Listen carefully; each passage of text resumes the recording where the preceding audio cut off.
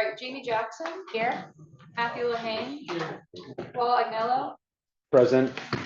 Amy Garbarini. I believe. Attending virtually. Thank you, Amy. Hassan Amin. Here. Brian Council. Kathy Coffey. How you doing? Chris Clark. Here. Daniel Koenig.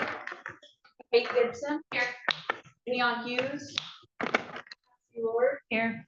Melody Fowler. Here. Philip Perella. Rodney White. Here. Stephen Miner. And Will Montgomery. Here. Thank you. All right, and we have a quorum chair. Can I, Chair, just butt in with a couple of comments about our bishop? Can you click on the website, leader, Yes. and just pull up the TAC page and go down to the membership? I just want to point something out to everybody. I'm going to reach out to folks, but I also need your help. Just go to the bottom half of that membership page. If you look down there, there are, go further down. There, stop. No. Yeah, there. If you look at that page, there are a lot of people there who no longer are in the jobs that they had got onto the TAC. For example, Steve Miner is no longer with the Federal Highways and not in Virginia, I believe. Todd Horsley is not any longer at DRPT, etc., etc. So I just encourage everybody, just look through the page of the memberships, and if you see any that are now out of date and there's a new person, or even if it's a vacancy, if you just let us formally know, we will do those changes and remove them from the list, because I just noticed recently that there's quite a lot of names that we haven't seen for quite a while, and some of them have left their position. In some cases, a new person has not been appointed, right? So I understand that. So, for example, there is no replacement yet for Stephen Meyer. So I'm going to suggest that we just delete them and put it as a vacancy for the moment. But if any of the others change, if you could just send us that. And then just a couple of farewells and welcomes. Welcome back to Cassie Lord, who is back in her old position. So she's back on the TAC. And we then have Mohammed Benamar, Yes. who said to me privately at the last TAC meeting, like just in passing, that last meeting was his last meeting as he was moving to a new position and was no longer going to be with Swansea County. But it didn't give us a chance to actually bid farewell with him, because he literally told us like 10 minutes before he walked out of the door, and I was like, oh yeah, I didn't get a chance. So we appreciated working with him, and if anybody's in touch with him, just tell him that we all wish him farewell and every happiness in his new position. Thank you. Yeah, he took a job with the city of Richmond. He lives down in the city of Richmond, so it was, you know, easier. He basically walk to work. I can like live the dream. But yeah, we miss him. He liked working for us. He just didn't like. Absolutely. I just thought we should just mention it, because every time somebody does leave, we do acknowledge them and thank them. And Mohammed is, I mean,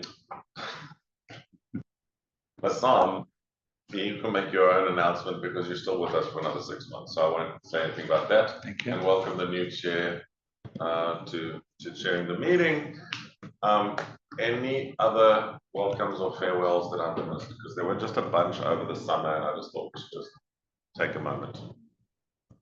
Good. Thanks, Chair. All right. So next item is number 5. It's the approval of the items that are on the consent agenda. You got 3 items, A, B, and C. Does anybody have any changes, or can we move forward with the motion to approve the consent? I would like Madam Chair to basically pull 5A, and then just to cover that when we talk about the CMAC STBG, which I guess is item 7B. Okay. All right, so can I get approval of the consent agenda with A temporarily removed and B and C as items for approval for the consent agenda? Motion to approve. I'll second. All right, all those in favor? Aye. Aye. Got to ask any discussion, but that's okay. Opposed? All right, move All right. forward. Okay. All right, item 6, we have our tip amendments. So we'll go through these one at a time just to make sure everybody's okay with them. If anybody has any issues, please state so after I call for the resolution number. So the first is an endorsement of resolution 2603, and that's directed public comment period for amendment to the 24-27 tip, adding new project for Leland Road station improvements.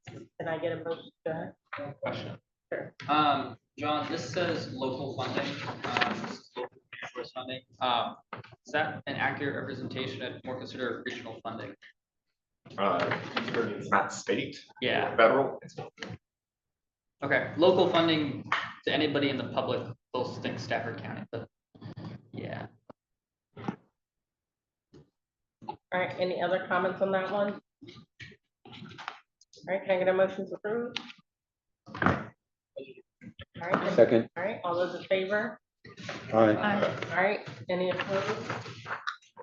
All right, next item is endorsement of resolution 2604, again, directing public comment for the TIP, and that's the project for Brook Station improvements. Does anybody have any comments? Matt? I'm sorry, I was gonna approve. Okay, motion to approve. All right, second. Second. All right, all those in favor? Aye. Opposed? All right, next item is item number C, resolution 2605, again, directing public comment for the TIP to air transit vehicle expansion for the Rappahannock Area Community Services Board. All right, So I just had one question, like, I know if we have a tip amendment, we all have to do them one by one, but are some of these actually modifications where don't actually require the TAC voting on them? from D on, I think are all modifications. Actually, for these 05 and 06, they were directed to split this type of, so this is an existing tip item that they're splitting into another fund, which means it's a new item in the tip, Okay. or it's being done alongside the modification below. So, I mean, I guess this is just a suggestion, but maybe in the future, like for the modifications, maybe those could be, Okay. no one has an issue with that? Yeah. Any issue with that, staff? John?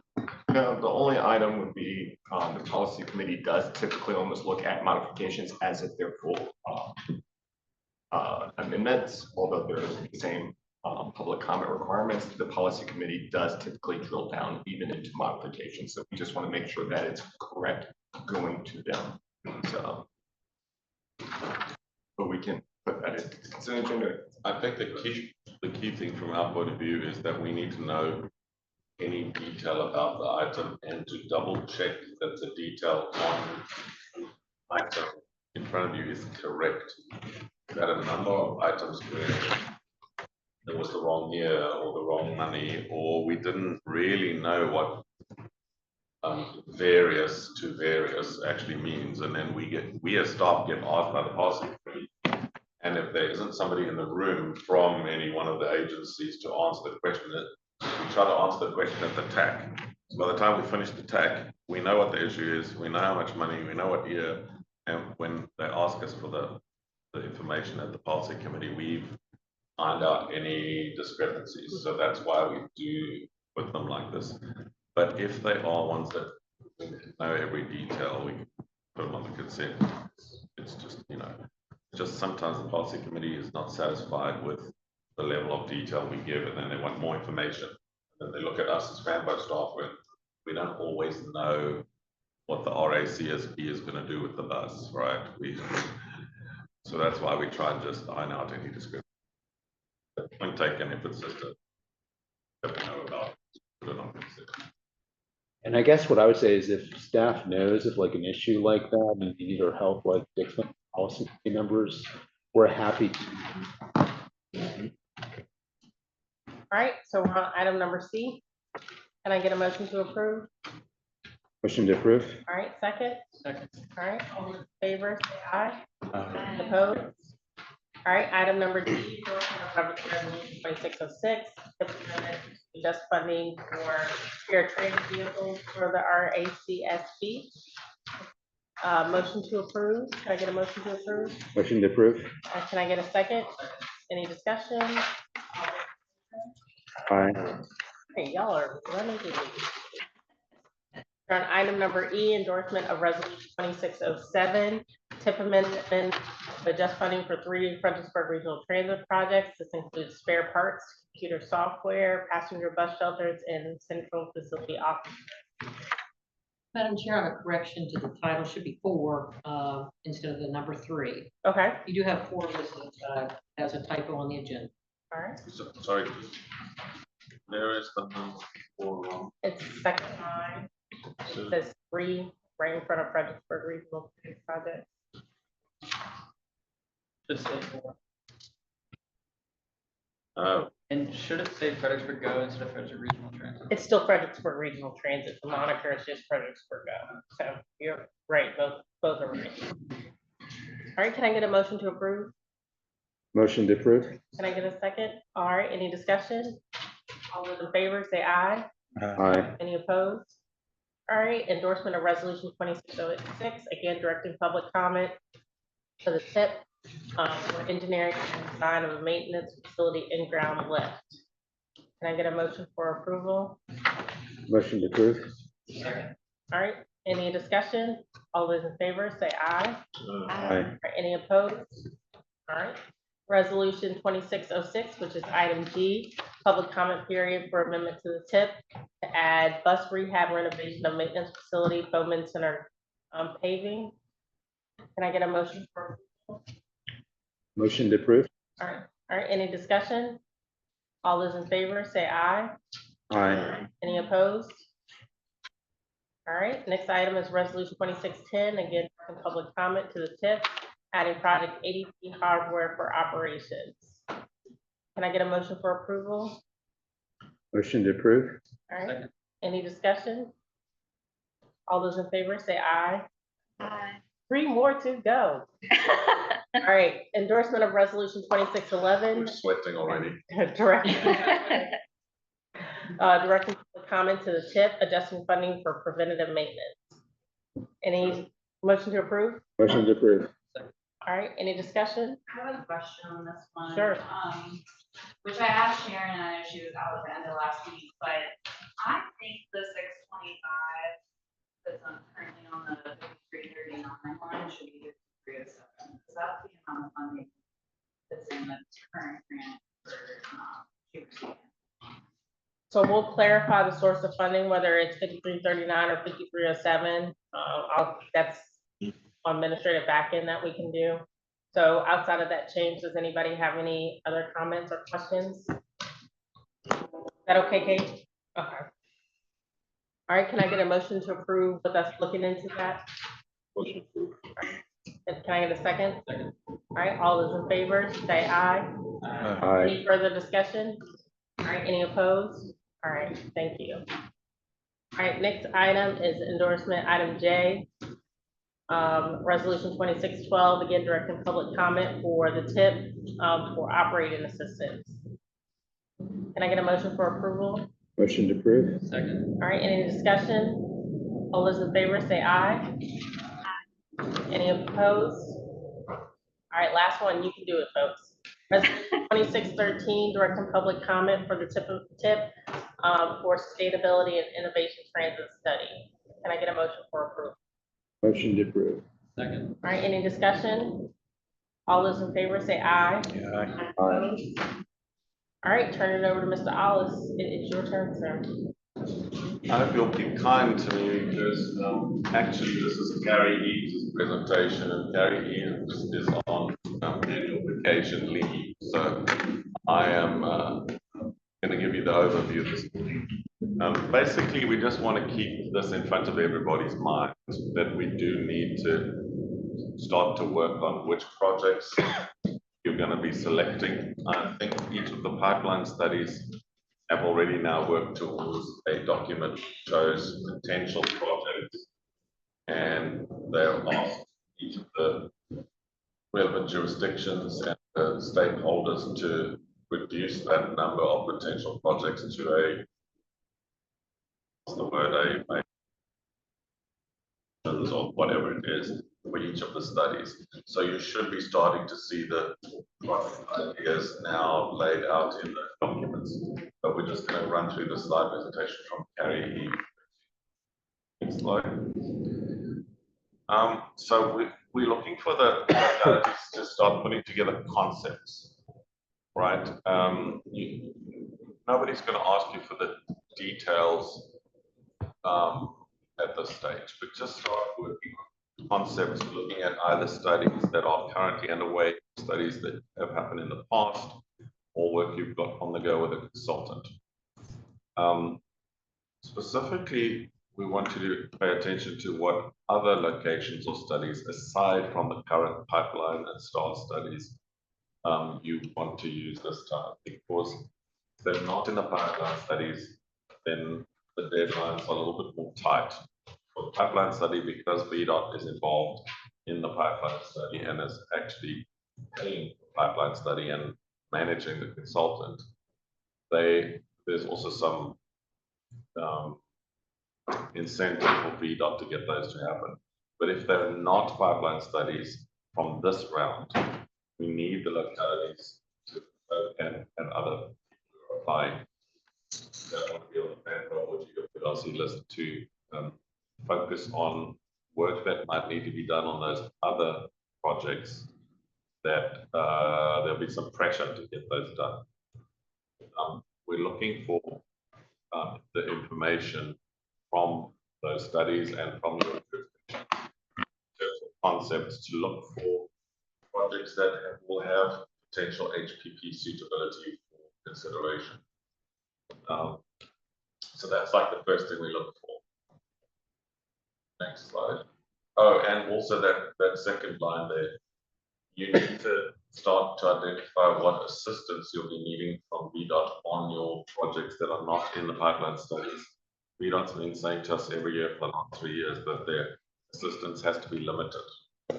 And if that assistance has to be limited, you need to state early on what that assistance is that you're going to be needing. Right, Paul? Thank you. I had a couple questions on this slide. So I think we need to meet on this, like as a group, you know, for whoever wants to come. But I think like in the TAC, I think we never probably have enough time to like hash through all of it in an efficient manner unless like we do at 2 o'clock in the afternoon. So I should have a special TAC meeting, or I know Carrie talked about like having a subcommittee just on this. I would strongly prefer that we not meet until after the revenue sharing and TAP applications are due, which is September 15th. Just because there is some potential that things could change a little bit for us based on the outcome of that. But we would, you know, support having a meeting to focus in on the. I guess I just wanted to give a couple of thoughts on this, the eligible projects, and I know we have been watching what Richmond is doing, but so with the HPP, obviously the project has to be eligible for it. Second thing is that I think it should be a VTrans 1 or 2 need based on the results. And 3, the request costs be 50 million or less. I think those are kind of 3 strong criteria that could kind of vet the list. I know like Richmond does have 1 big project that could get, you know, over 100 million this time, but they have a huge amount of leverage funding going on that. It's the one at Short Pump. But I think for us, I don't think we have any projects like that. So I think 50 million would probably be a good upper limit. You're talking district V-Trans needs, not statewide, correct? I'm talking about statewide. There's not many statewide needs. You're looking at Route 3, Route 17, Route 1. But if you recall, like when Brooke came here, she said basically if it's not a VTrans 1 or 2 need, Yeah, pretty but much forget about it. District.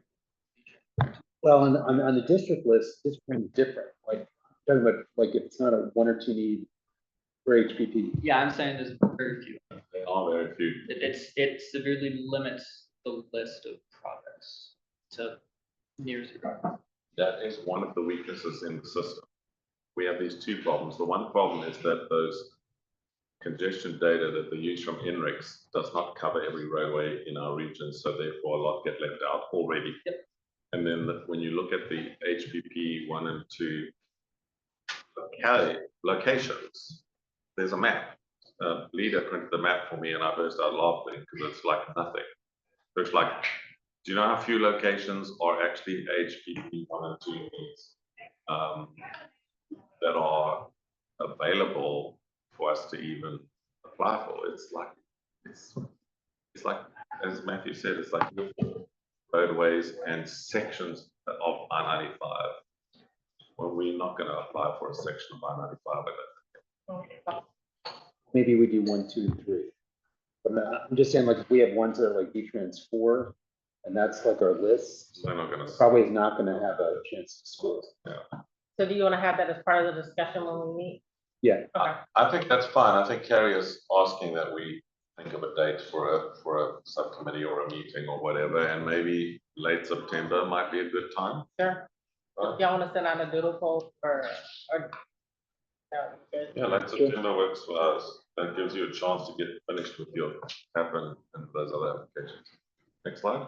1 second. Just one quick question, like the word constellation is that what was intended there?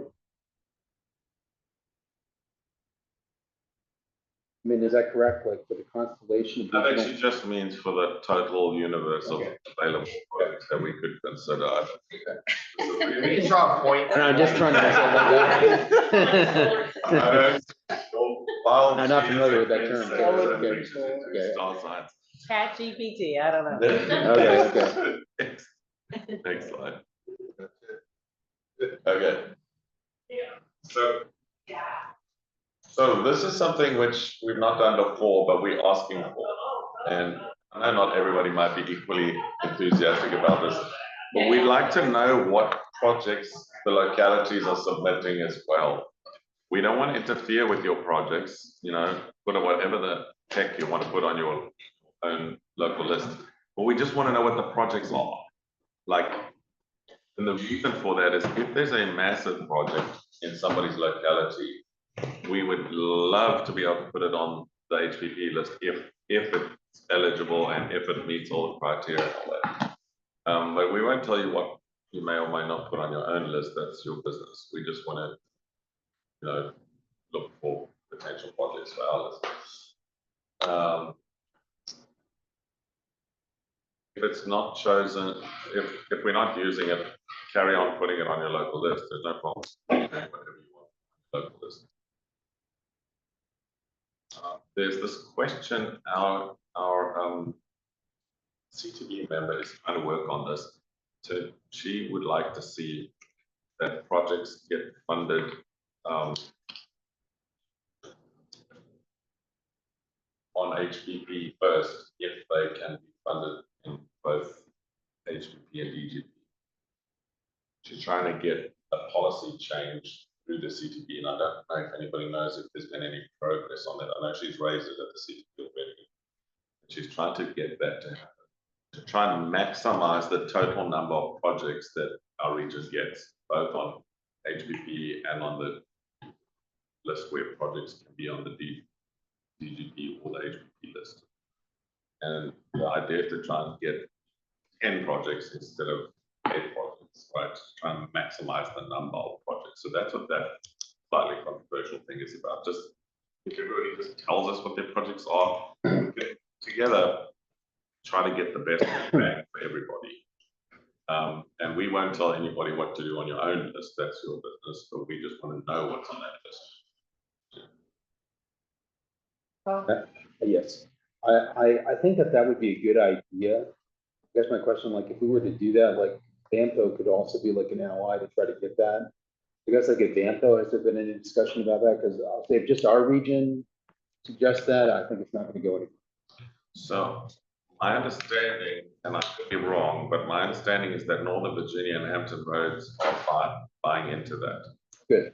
So that our CTV members trying to coordinate between Hampton Roads and our region to get to agree. I don't know about Richmond, but it's definitely something that she's working behind the scenes quite hard on. I don't want to say more than that, but Yeah, I'll say, knowing how the scores were in Richmond last time, that change would not benefit them. So they probably would not be in favor. yeah, so we'll see. Actually, it's a lacuna in the current methodology. Current methodology doesn't actually say in so many words which, if projects are eligible on both lists, which list should it get on first? Methodology doesn't say, it's blank, it's quiet. And so smart scale people have just done what they've always done, just do what we did last year.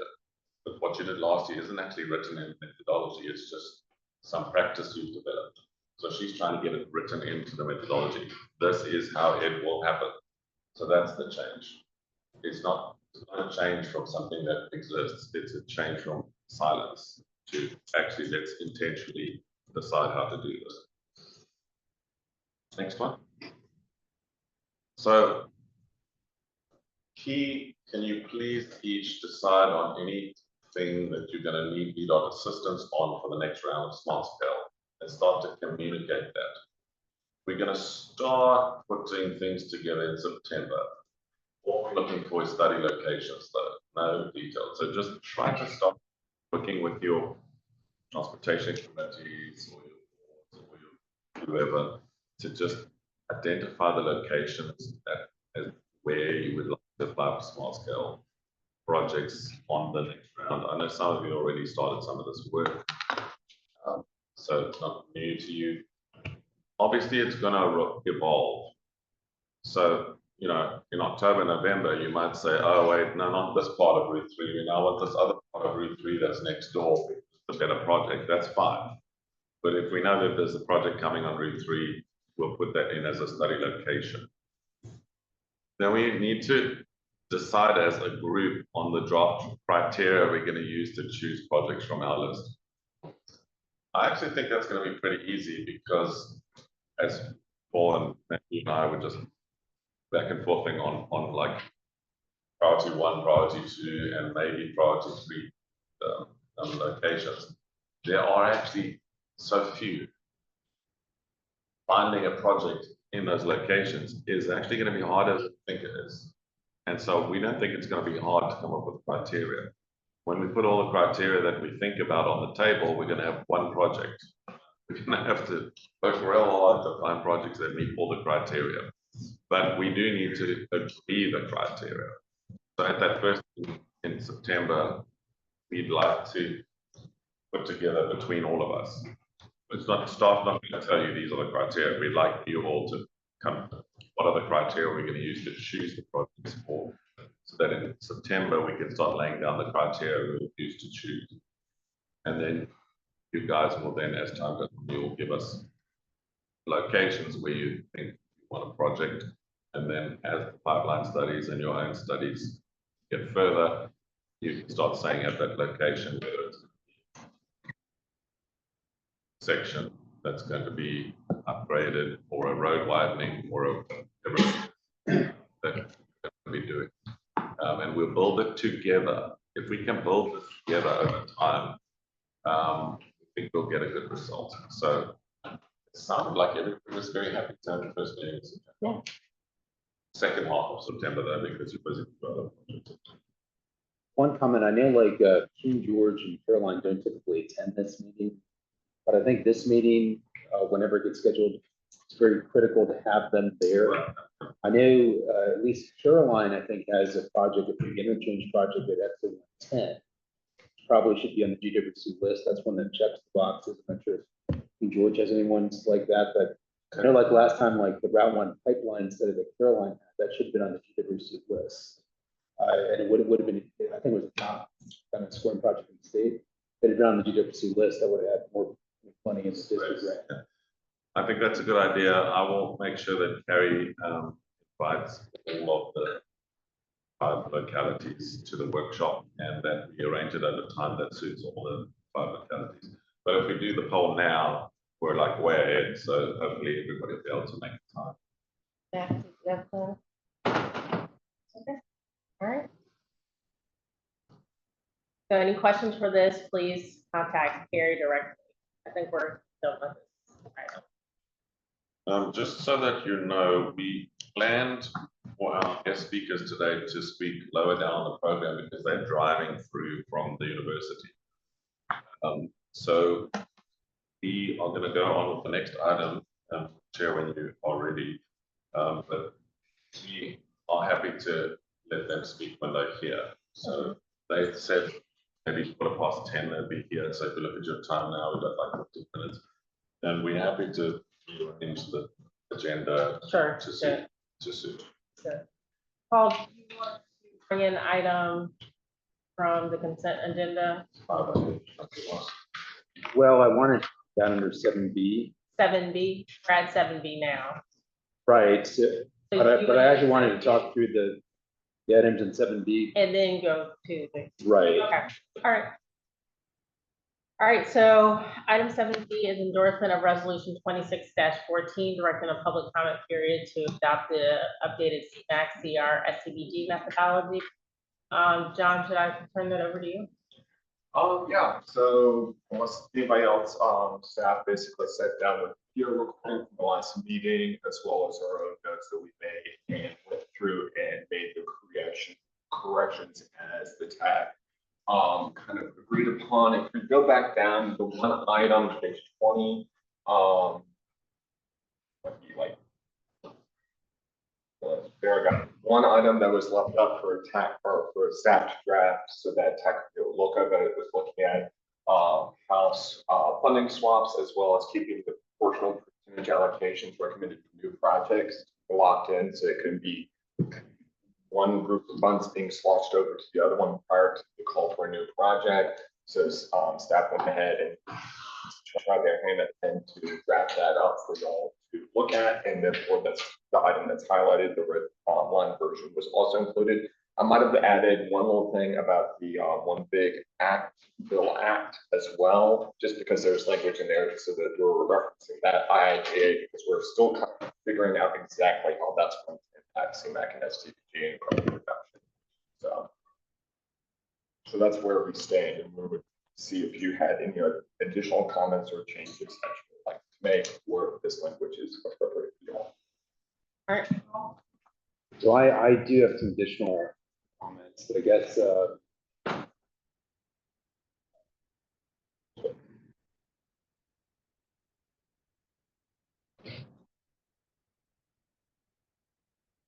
I don't have an issue with number 8, but no, is it okay to go into other questions? Okay.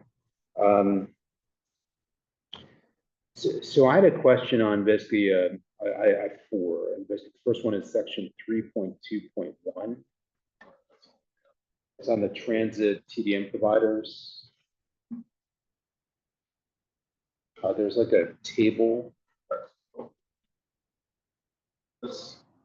Yeah, so my question is basically with GW Ride Connect being on both of these, or else I do GWC on behalf of GW Ride Connect.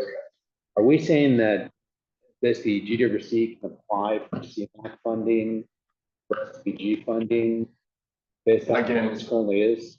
These are eligible recipients of dollars, not necessarily eligible applicants.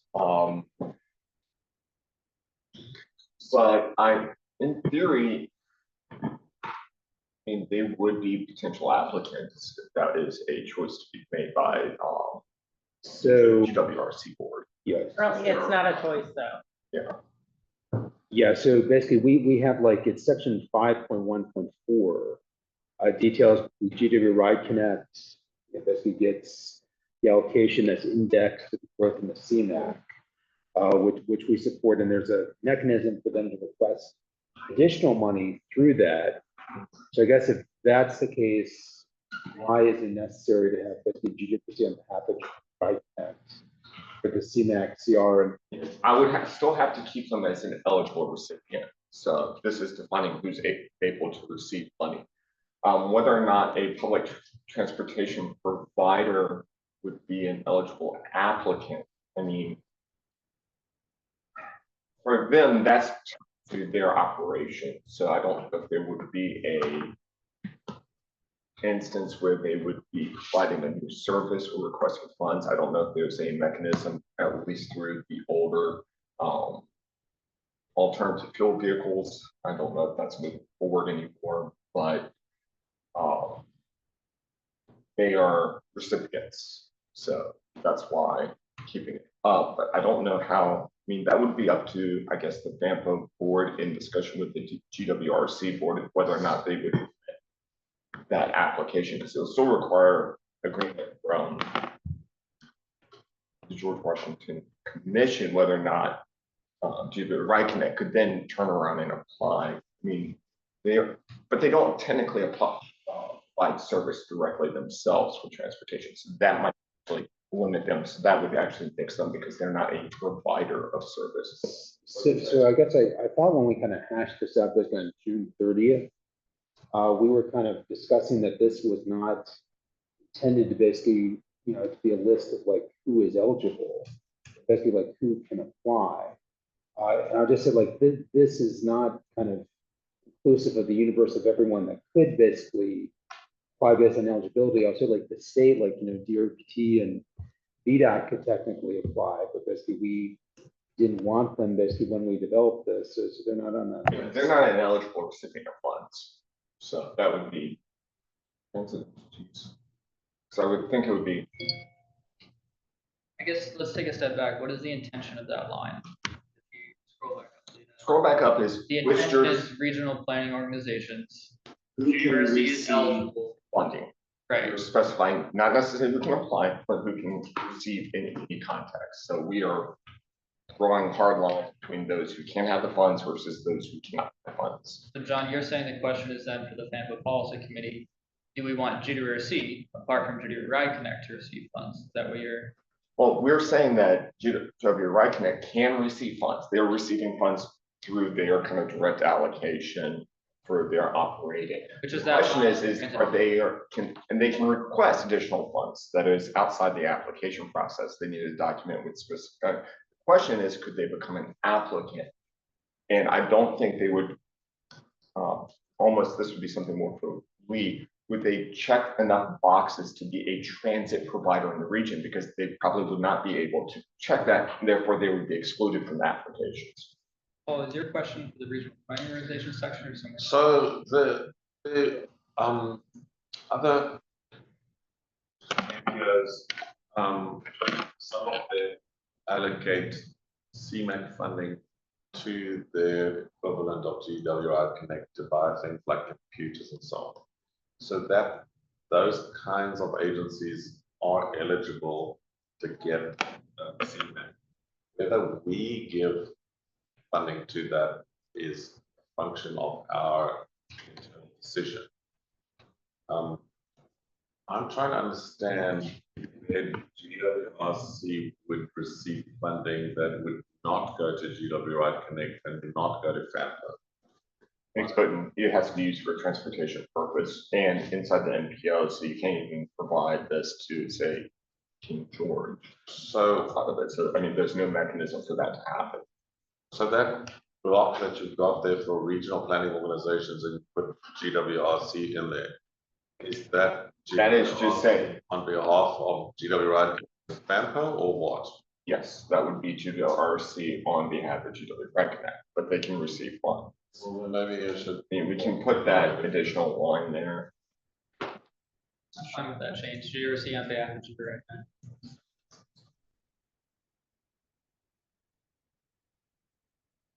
So that's what's on there though right now, but you're saying you're okay with that? Under regional planning Yeah, organization. if you just want to mirror GWRC on behalf of here, just like I did it for FAMPO, that's fine. That's probably just a pull. Yeah. Okay, so if that was done, then would it come off of the transit TDM providers? Well, there would be a TDM provider, like that is a specific category for some CMAC items. I mean, it's the same one there, eligible. I don't think it makes a difference in the grand scheme. Yeah. If you include them or not, they're eligible. Yeah. There's no specific section we have for applications for regional planning organization. So I think the change under the regional planning organization, I support that. I think GWC on behalf of GWI Connect.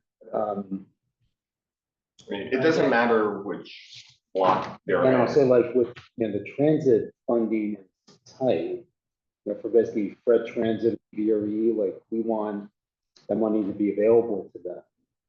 And basically, the intent with GW Ride Connect is they were gonna get the separate allocation, which we have, under section 5.1.4. So if this is interpreted that they could also apply and take a chunk of that transit funding, Well, then they'd have we to, have an issue with that. then they'd have to have an application slot. And if you look at the number of applications, they don't get it. Yeah, they're- So they deny an application slot. So the only thing in this document that gives them funding is that set aside. But if you look at the eligible applicants, number of applications, just scroll down there slightly. I don't see GW Ride Connect or FAMPO mentioned there. so they can receive the funds, but they're not an applicant, as John was saying earlier. Yeah, they wouldn't qualify. They don't qualify. So they can't apply. The only thing they can get is the allocation, which is spelled out in the document. They are not given a slot. He has an extra slot. You can apply for more money. There's no extra slot unless it's specified in the document somewhere. And if they need more, they write a letter or something. There has to be an application process, there has to be motivation. But, There are no slots for GW Ride Connect to get additional funding. so I'm looking at like the second kind of paragraph there, all other eligible applicants will receive 3 applications. My interpretation of that is that would be everything that kind of is in the table. Eligible recipients versus eligible applicants is 2 items. Where are the eligible applicants? Yeah, that's a problem, John. Okay, I've got a list. So Scroll up. Other recipients. Oh.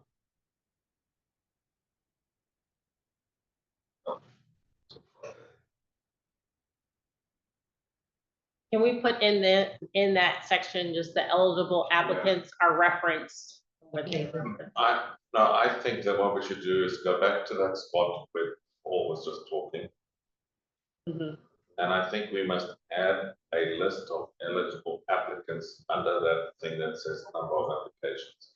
Just put a list of names. So that they're there. So we add them under 3.2.2 and we add, each of the jurisdictions. We add each of the transit agencies. And then just put a note to say, GW Ride Connect and FAMPO refer to section blah, blah down below. Are you good with that? So what you then do is that you list them. We know who they all are. There's not some magic other group. There's those. And GW Ride Connect does get money, it's listed. FAMPO does get money, it's listed. So That's easy. just put a list of number of eligible applicants under there. Right. That's what I've said. What's your next one, Paul?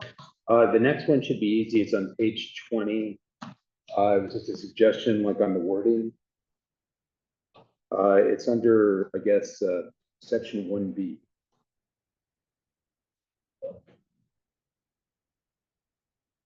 If you're working with the red line version, Sorry, maybe it's 19. page. Yeah, I think I was looking at the red one. Okay, so it is 1B, and I guess the comment is the very last sentence. I thought it would sound better if it said like, instead of saying it is expected that projects may receive and build funding over multiple fiscal years, it said it is expected that projects may receive and develop funding over multiple fiscal years. Place, build with develop.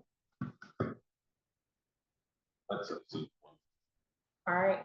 Anybody else have any issues with the changes of the word develop? All right, next one, Paul. The next one was on the next page. And this, I guess, pertained to kind of section 5.1.7, 5.1.9. So in 5.1.7, our interpretation when we look at that is that gives flexibility basically with the existing funding, existing projects to basically move funding around, which we don't have an issue with. But I guess the concern we have, and this is something we talked about basically on June 30th, and I know Matthew made this point too. We have a desire basically if there's a new project submitted, basically, which is not a brand new project, it's an existing VDOT 6-year plan project that's in need of funding, that it could basically potentially receive mid-year funding from another existing FAMPO project. This is an example of this. There's a project that needs $1 million, that the $1 million it needs is in FY 29. It doesn't need FY 31 or 32 funding.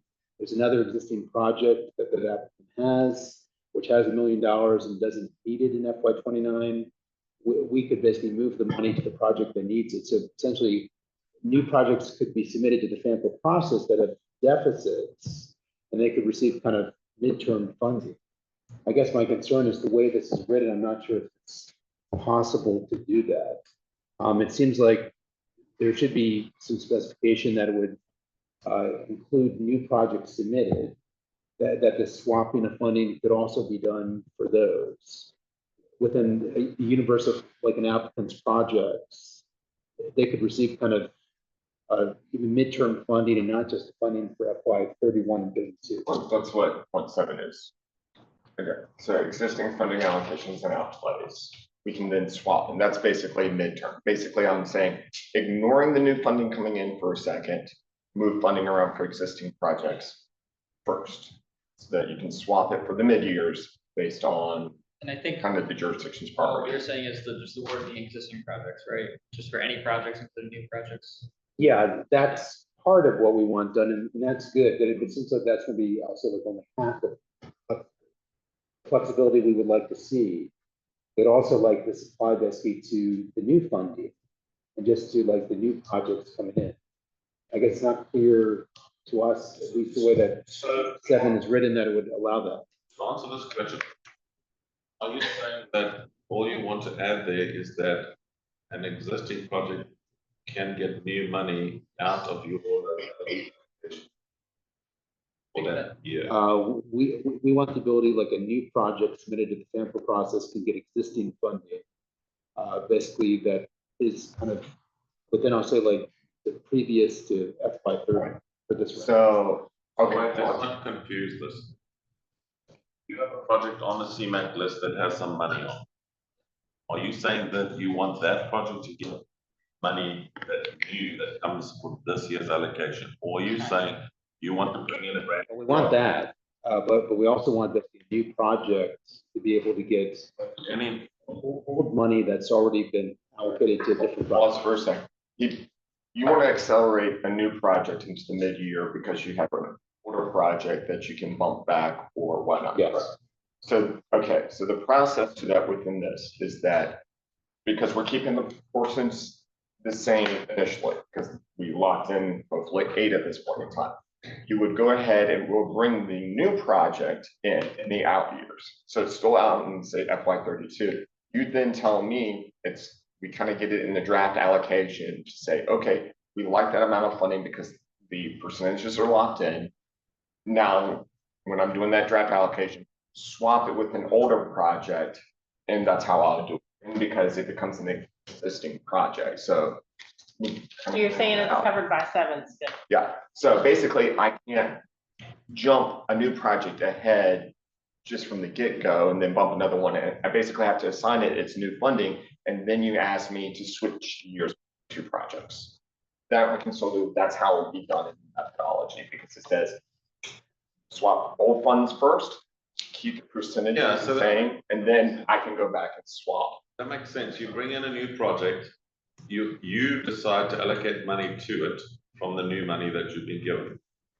Once that's been done, you can then request that John swaps between 2 of your projects that you have funded.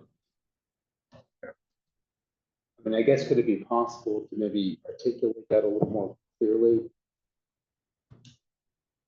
You just add a sentence that says, this includes current year projects that have been allocated after it's I mean, well, this is the reason why, because I think we had a big long discussion under June was this didn't exist because you're concerned because I could kind of do that. If you take out 8, I can do that immediately. In fact, I would say after assessing current funding, I think I was old language. I could do that all in one step, but there was concerns about how that would be locked in on percentages of new projects. So removed it and said existing and do it. So it's adding an extra step as far as FAMPO is to kind of make sure that or clarify that percentage is the same. But that's kind of a logistical hurdle that we've added it to keep the percentage for new projects. We can go back, I think it's to the old language, but we can add a language, but this is basically the steps I take because I don't want to create circular logic within the steps so that it flips back. So it can be done within this existing language. it can be done, yes. So, Paul, is there any language that you want to propose, or do you want to come back next meeting with an ad? Because right No, now. we can't. Schedule. Okay, hold on, don't fight me off. I think on the schedule, I think we need to decide today, right? So, Yes. so that being said, are you comfortable with John's logic on saying that he's included number 8 to add that as a step, but that it's clarified enough, or do you have some language you'd like to propose today? There's one thing you can't do, and that's what John, I think, is being careful Yeah. to word correctly. The thing you can't do is you can't bring a brand new project and only put old money on it. Right. You can't do that. If it's not on the list anywhere and you come up with a new project, yeah, you bring it, put it on the table. It has to get a little bit of new money. And with John, It must get a little bit of money. You cannot just say, I'm taking all my old money because I've come up with this brand new project out of the blue, fell out of the sky and hit me this morning.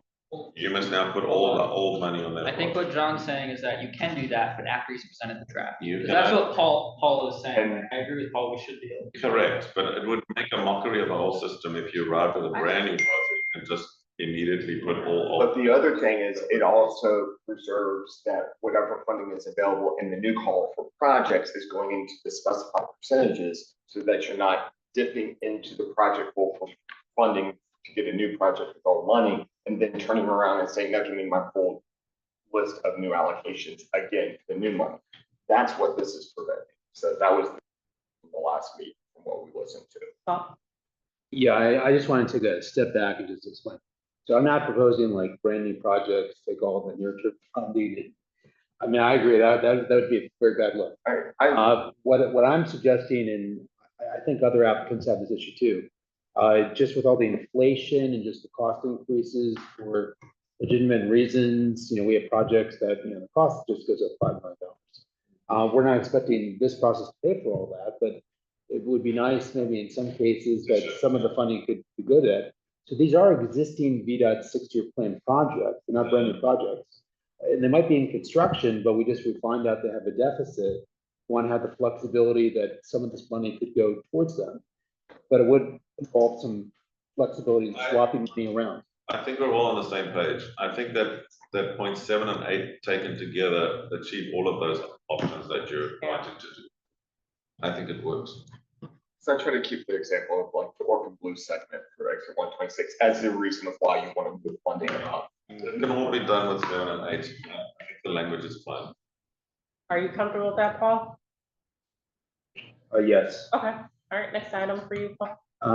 And I think, let's see, that was all my comments. That was it, oh, wait.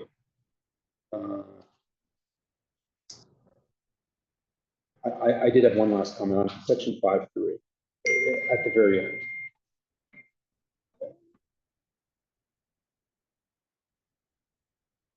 Yeah, so I know we talked about this on June 30th, and I know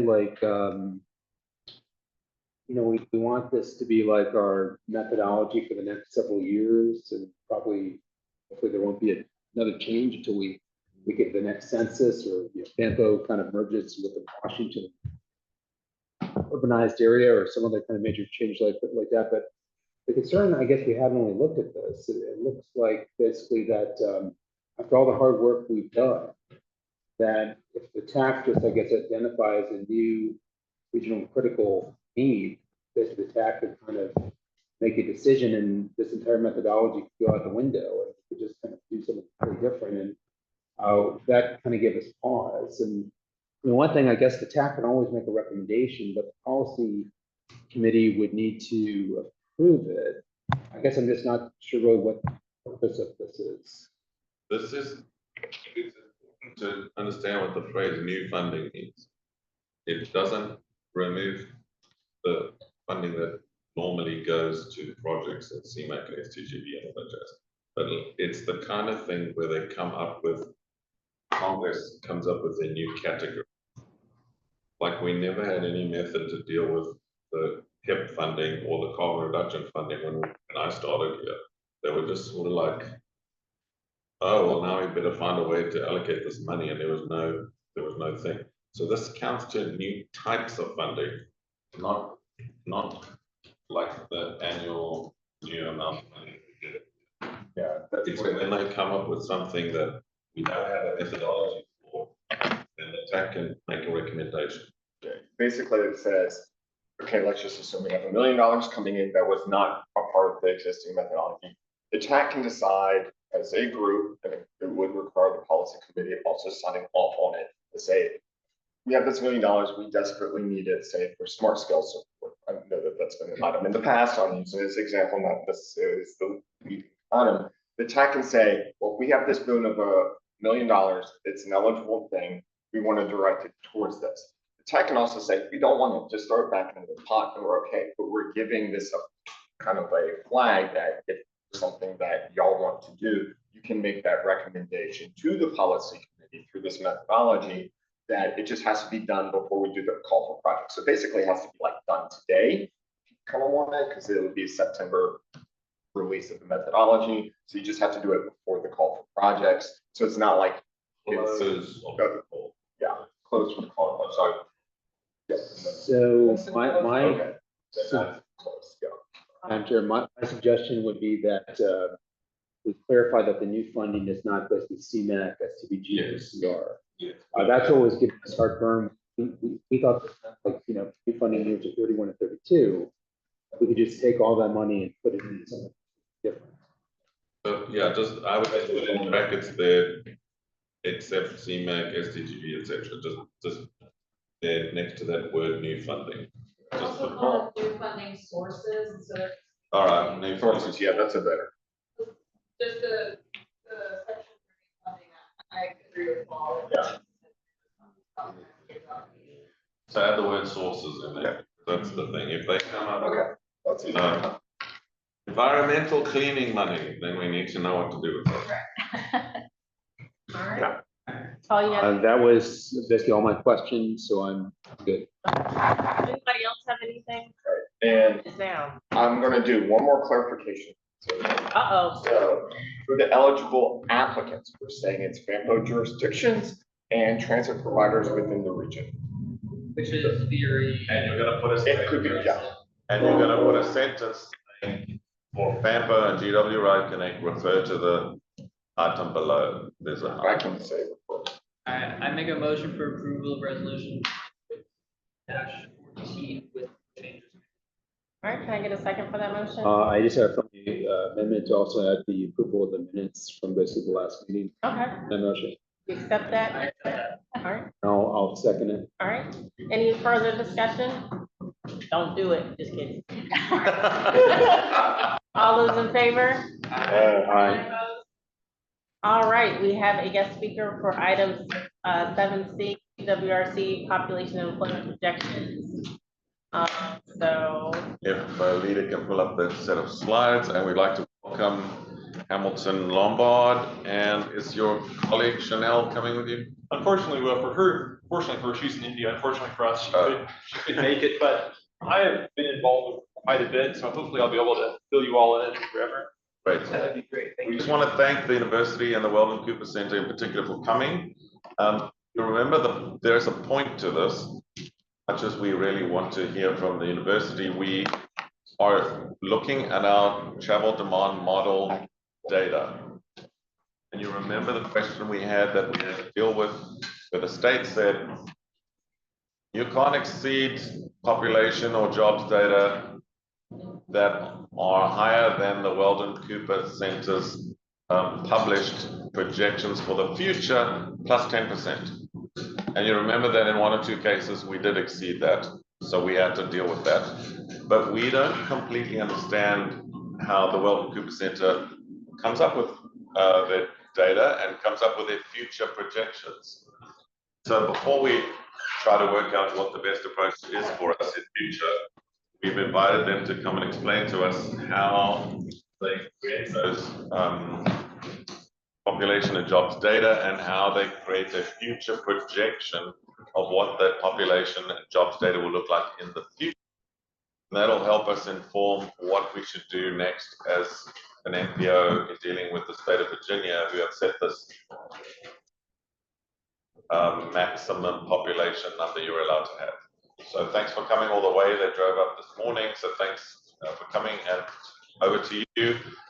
Walk us through your stuff, and then if anybody has any questions, please feel free to ask those maybe at the end. Yeah, and it definitely, as it goes through, if you need something clarified, feel free to hop at any point.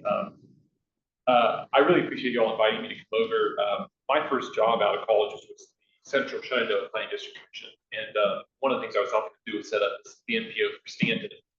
So I'm somewhat familiar with the work you all do, and I appreciate it.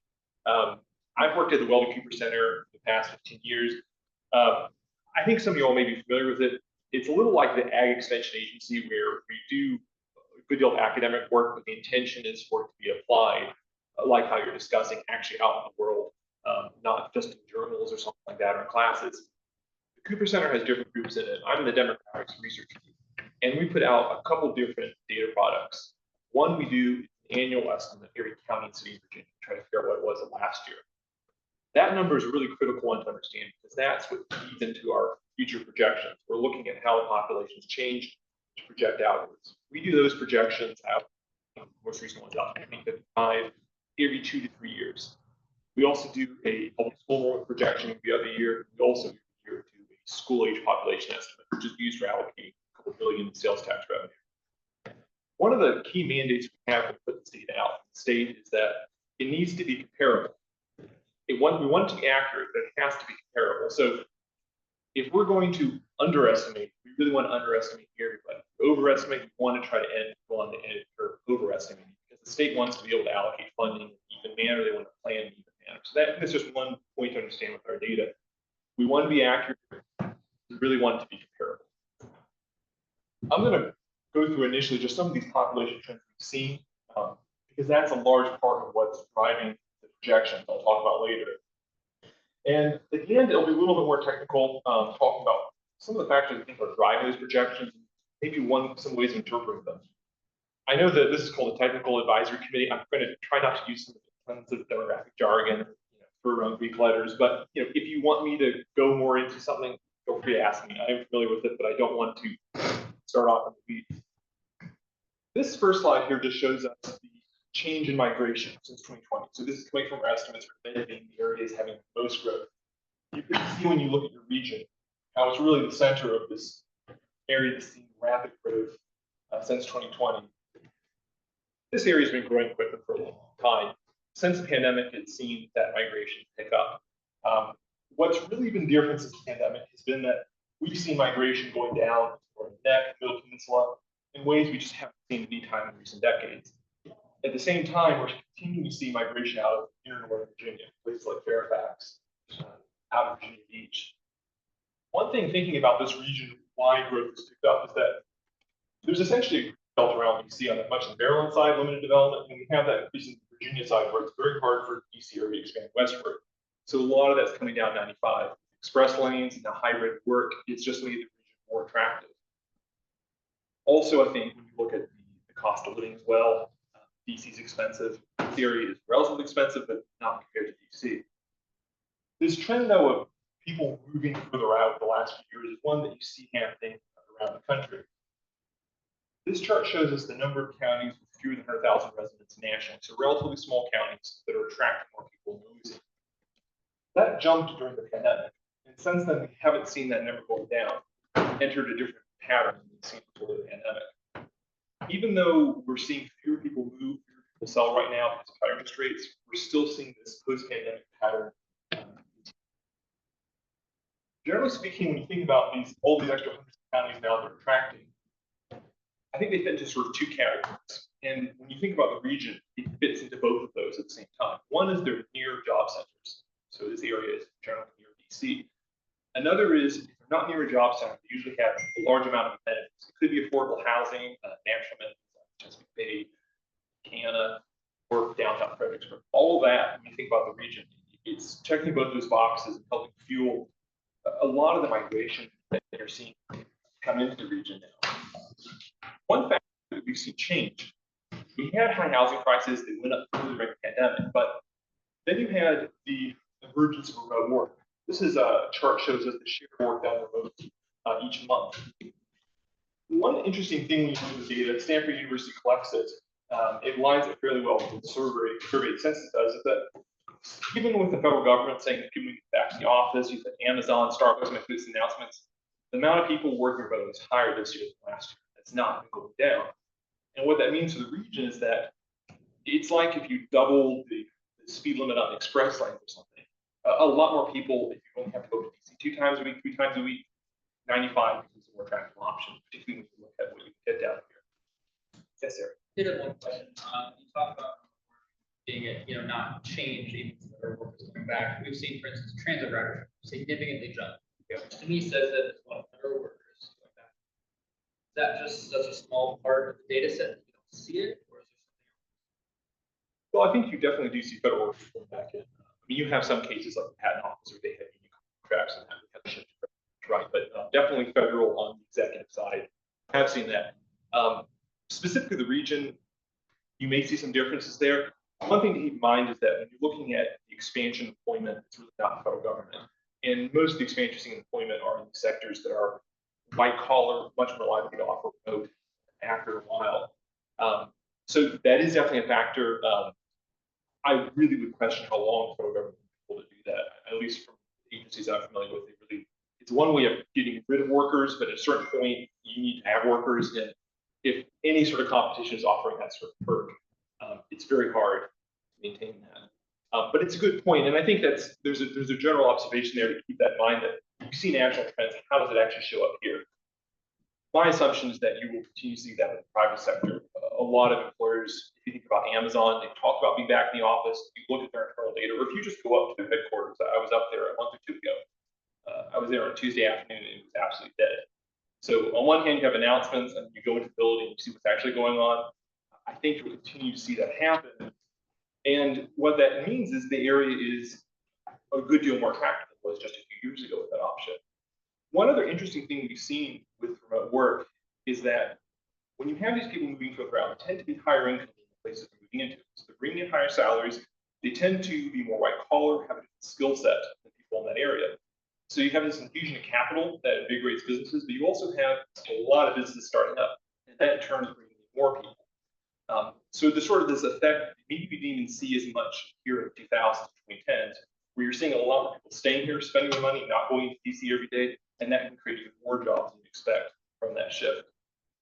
So those are some of the factors we've seen since 2020 that are in some ways pretty different from what we've seen before. And it's what's made producing this round of projections particularly difficult. How do you incorporate these trends, which are really different from the past? Do you want to project remote work being like this going forward, or do you want to project back to the office? That's really, really difficult to decide. So looking at our projections, this just shows historic and then projected change for the Regional Commission and Virginia. It's a lot faster growth rate than Virginia as a whole. But I think one thing to think about is how it hasn't been consistent.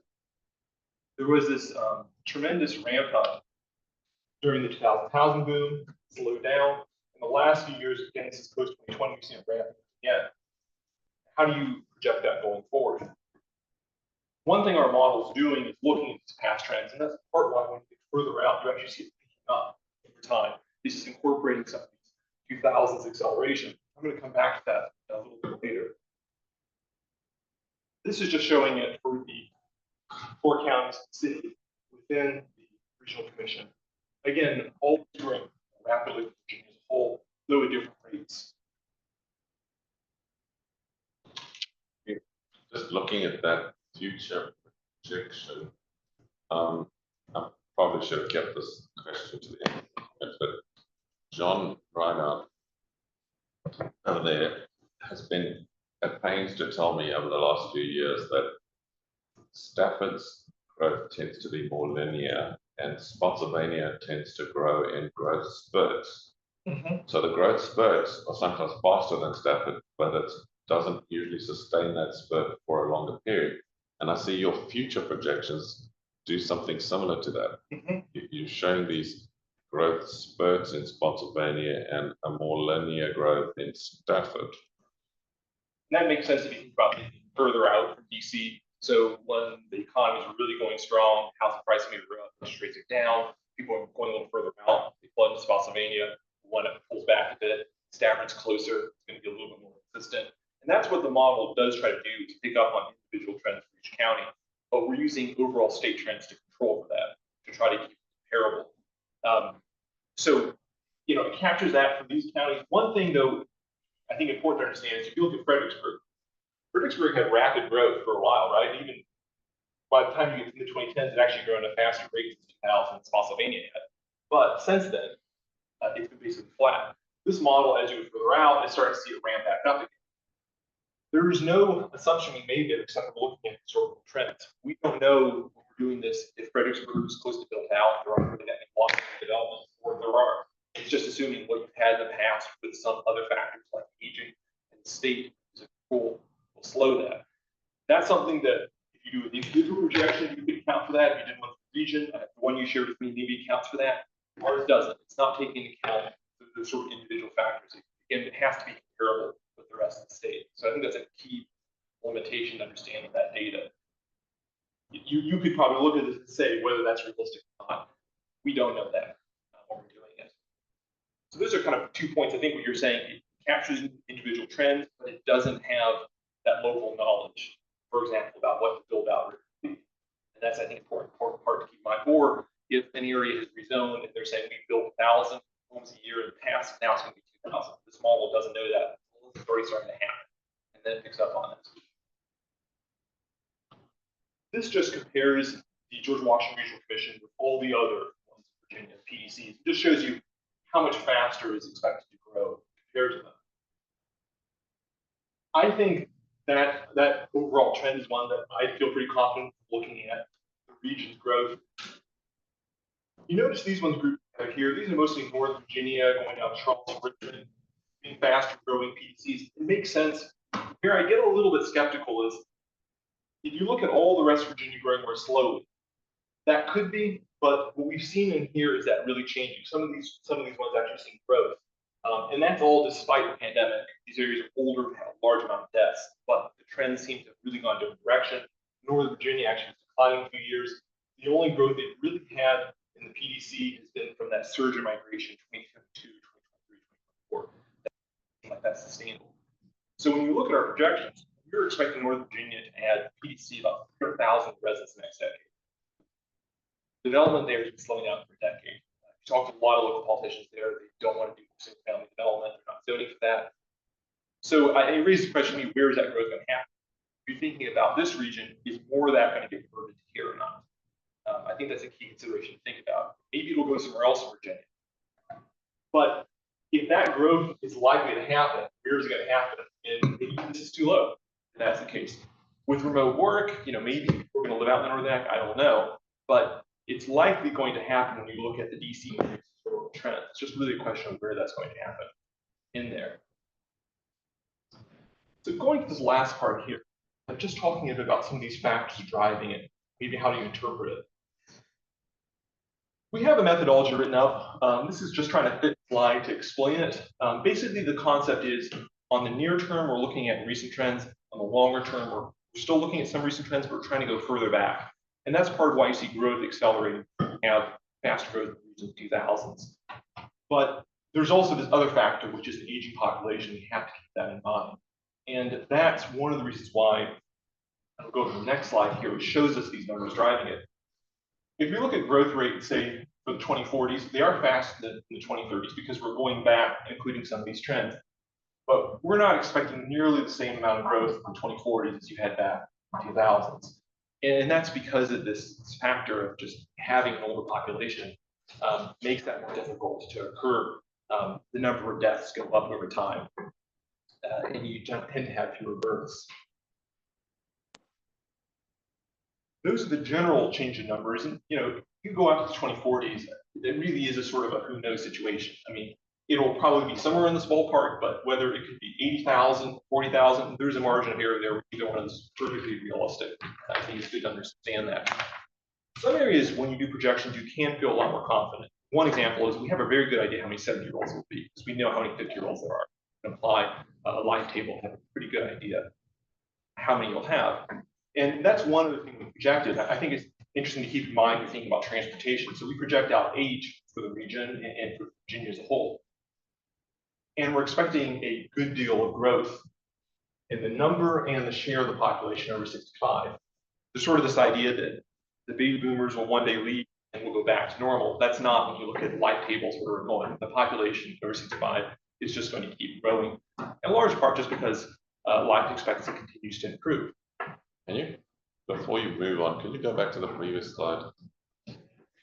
Those totals for the PDC at the bottom, are those the total of additional people you think will be moving into the region? Yeah, so this is what we're expecting. The growth we've counted or estimated since 2020, and then we're expecting for the remainder of the decade, this is how much we'll add.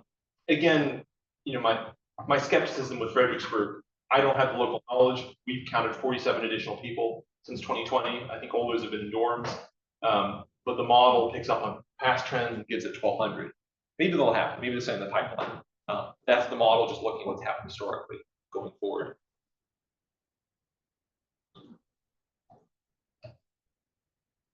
$47, when we saw it, struck us a very odd number. Yeah, and I think it declined, but our models show a little growth. While we're talking about Fredericksburg, question from us. You have a certain subset of cities which you treat as university towns. That's right. But you don't do that for Fredericksburg yet. Sort of the logic around that.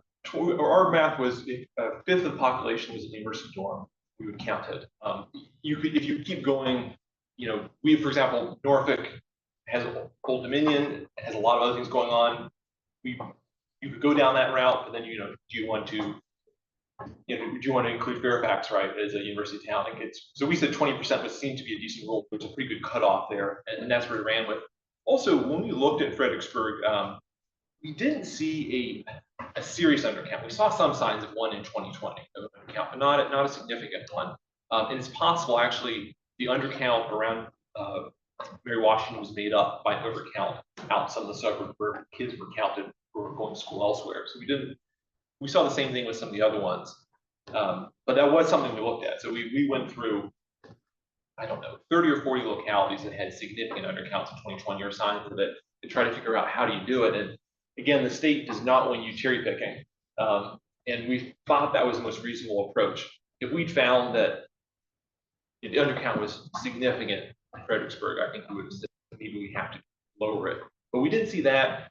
We didn't see in a couple of other places, colleges like North Field students didn't undercount as much. So that was something we looked at. And even one of our concerns with Fredericksburg is that you guys are not doing actual counts, right? You're using data from the Census Bureau and from other places. One thing I'll just add is we mostly use data from the city of Fredericksburg. So we use building permits, driver's licenses. So you do look at those? Yeah, so maybe I explain that. So when you're looking at these numbers for 2022, 2020, 2024, and we're using that as part of our projection outwards, those are our estimates. And our estimates are what the state uses for a lot of funding formulas. So we get the dorm counts from Mary Washington every single year. We get every single birth, 100,000 on those in Virginia. We map them out, make sure they're actually in Fredericksburg, they're not in Spotsylvania. We get every single death, we do the same. We get the fiscally responsible, not where the students are going to school, but which division is fiscally responsible for them. We've been using homeschool more recently because BDUE's made that clean that up. We use a driver's license data. Big one is building permit data for residential units. So we use that, and we share data with Census Bureau. They give a total for Virginia. We use that total and use our control down. But I wouldn't, we definitely are relying heavily on data coming out of Fredericksburg. That's Fredericksburg and every single other locality. concern with Fredericksburg, and it may be overstated, but the Census Bureau doesn't always do their counting when they actually go out the same week every year or the same month every year, and sometimes the university is closed. Yeah. Some of In 2020, that was the case. And then the Census Bureau goes and counts, and magically there's however many thousand students banished from the system. And then another year they will count when the university's in and all the dorms are full, and now suddenly it looks like Fredericksburg had growth. And so I kind of suspected that number 47 has got to do with that swing and roundabout problem, where the two either side probably weren't counted at the same time every year. University numbers artificially either inflate or deflate the total population of Fredericksburg, and then you get a number like 47. 4 years, only 47 more people moved into Fredericksburg, which seems very odd. Yeah, in fact, what I see with Fredericksburg is what I've seen in a lot of independent cities is that since the pandemic, during the 2010s, you had a lot of families renting, and that inflated the overall household size. So you can even build a lot of new housing units. You'd see growth in Fredericksburg's schools. Charlottesville, the same thing going on. Very little new construction, but a lot more families renting. So you went to this dynamic of having 1 or 2 people renting to have a family. So it went from 2 to 4 or 5. The last 4 or 5 years, we've seen fewer families doing that. Ownership rates going up. And that what that's meant is that even though you're building new housing in place of Fredericksburg, it's not necessarily at the same rate as it was in the 2010s, and the household size is shrinking. I think that the ratio of people who live alone in Fredericksburg to families is like 2 or 3 to 1 now. And that's sort of a really big background factor. One of the reasons why we use the fiscally responsible school enrollment driver's license is to try to control for that household size dynamic. And so we don't see driver's licenses going that much in Fredericksburg. We see fiscally responsible school going down. That seems to indicate to us that there are fewer families in the city. That's what I'm reading when you look at the data. And that seems to be pretty consistent with what we see. Charleston's population is small than it was before the pandemic. Richmond is almost smaller than built a ton of new housing, but the household size is shrinking in many cases. For transportation, I don't know how much that matters because you probably have about the same number of drivers either way, right? But when you're looking at the population number, it's actually fairly growing and going down in many cases. I personally think it probably has declined from looking at the Fredericksburg numbers. I think it's probably not a lot, probably 200 to 500 lower now than it was in 2020, just from my initial look at the numbers. You can go closer, maybe it's gone up. But that little growth is very much in line with what we see happening in Roanoke, Falls Church, Alexandria, most of them. It's sort of this national dynamic. With the college students, we work with State Council of Higher Education. We try to count all the ones on campus each year. If they're off campus, we hope to pick them up through other means like building permits, driver's licenses. That is a notoriously hard to count population. Often they're filing taxes where the parents are, their driver's licenses where the parents are. So that can be really can be a struggle. Mary Washington is more important on campus. It's hard to count. And without getting into these, that's basically the trend that's been happening for a while. Slowly closing down residence. Yeah. Particularly post 2020. But we can get into that later. We can really go into that one. But the student numbers are not going down by that. But they're flat. Got to build a new theater drum. I'm on the Save Russell committee. Have to help. Obviously an in joke, I have no idea what the Very much for Well, I think this element that we talked about, household size, that is the key thing to think about going forward. So we talk about aging. On one hand, you have this factor that you have an older population,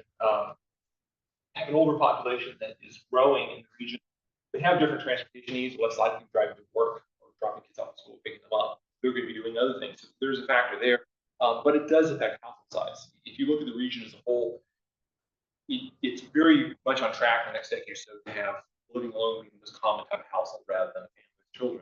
That's a shift we've seen happen nationally. The region is younger than the rest of the country, but when you look at the trend line, looking at the state last week, briefly for the region, I think already maybe King George and Carolina is there, and Fredericksburg I think is there as well. Just Spotsylvania and Stafford, almost at that point where living alone is more common than having children. And these aren't people living alone in apartments. For the most part, they're older couples, their spouses died, divorced, and they're living in a larger house out in the suburbs. That's a very different factor than you think about the region 20, 30 years ago, and that's really happening nationally as well. One other thing to note, when you look at the projection, you get out to 2050, or even after 2030 is, nationally, we've had a decline in births happening for 2 decades. That's happened in Virginia as well. But in our model, it's showing actually that share going up. Some of that has to do with the limitations of the model we use, but one of the things that Chanel could talk about a little bit more, but I think her judgment is good, is that her view was that it would be very aggressive to cause it to keep going down. That we've seen in other countries when they're a little older than us, Canada, Japan, Europe, is that when the working age population starts shrinking, you just have more migration. In places like Japan, where it's politically very unpopular, I think it's something like 20–30% of the 20-year-olds are immigrants at this point, just filling that gap in the workforce. And so this is, in some ways, assuming you're going to have higher levels of immigration. What that means, though, if that is the case going forward, this year is the year the number of people turning 18 peaks in Virginia. So you're going to start seeing that gap as the workforce open up in the next couple of years. Have immigrants. Number of what peaks? Sorry. The number of Virginians turning 18. So you think about that. After this year, you have fewer people coming into the workforce. You think about Mary Washington, right? Mary Washington is going to have to compete for a smaller and smaller pool of students as well. And the same thing, think about military installations here, trying to recruit shrinking pool. One thing you're going to see with probably Mary Washington, I think you see with workers, you may see that the military is trying to find ways of getting more foreign born involved to fill that hole. Transportation-wise, you're dealing with population, English may not be their first language, it's a growing share. But also, you think about the idea of a significant chunk of the population you're driving 60–90 minutes of 95 to work. That's a very exotic concept in a lot of other countries. And it's going to be interesting to see how that works out if you're going to a point where 20–30% of the workforce is international, maybe even higher, DC area, how that's going to go. One other thing I think to keep in mind as well, when we think about the aging population, one of the reasons why we're just not expecting the same level of growth is you can grow from migration, but the other way you grow is birth-death balance, which is this chart shows us here. The George Washington Regional Commission is not aging as quickly, so their birth-death balance hasn't shrunk as much, but it's still down 30–40%. Virginia got most of its growth in the 2010s from having more births than deaths, but after 2033, nationally, we're expecting to have deaths and births. Virginia will probably get that point soon. So we're going to be growing from migration, not from having a positive balance here. Why does Richmond have such a bounce? Basically pulling people out. I didn't include Northern Virginia, but if you look at Northern Virginia, it's just doing this. It's managed to pull some people in from Virginia. That's a really big factor there. I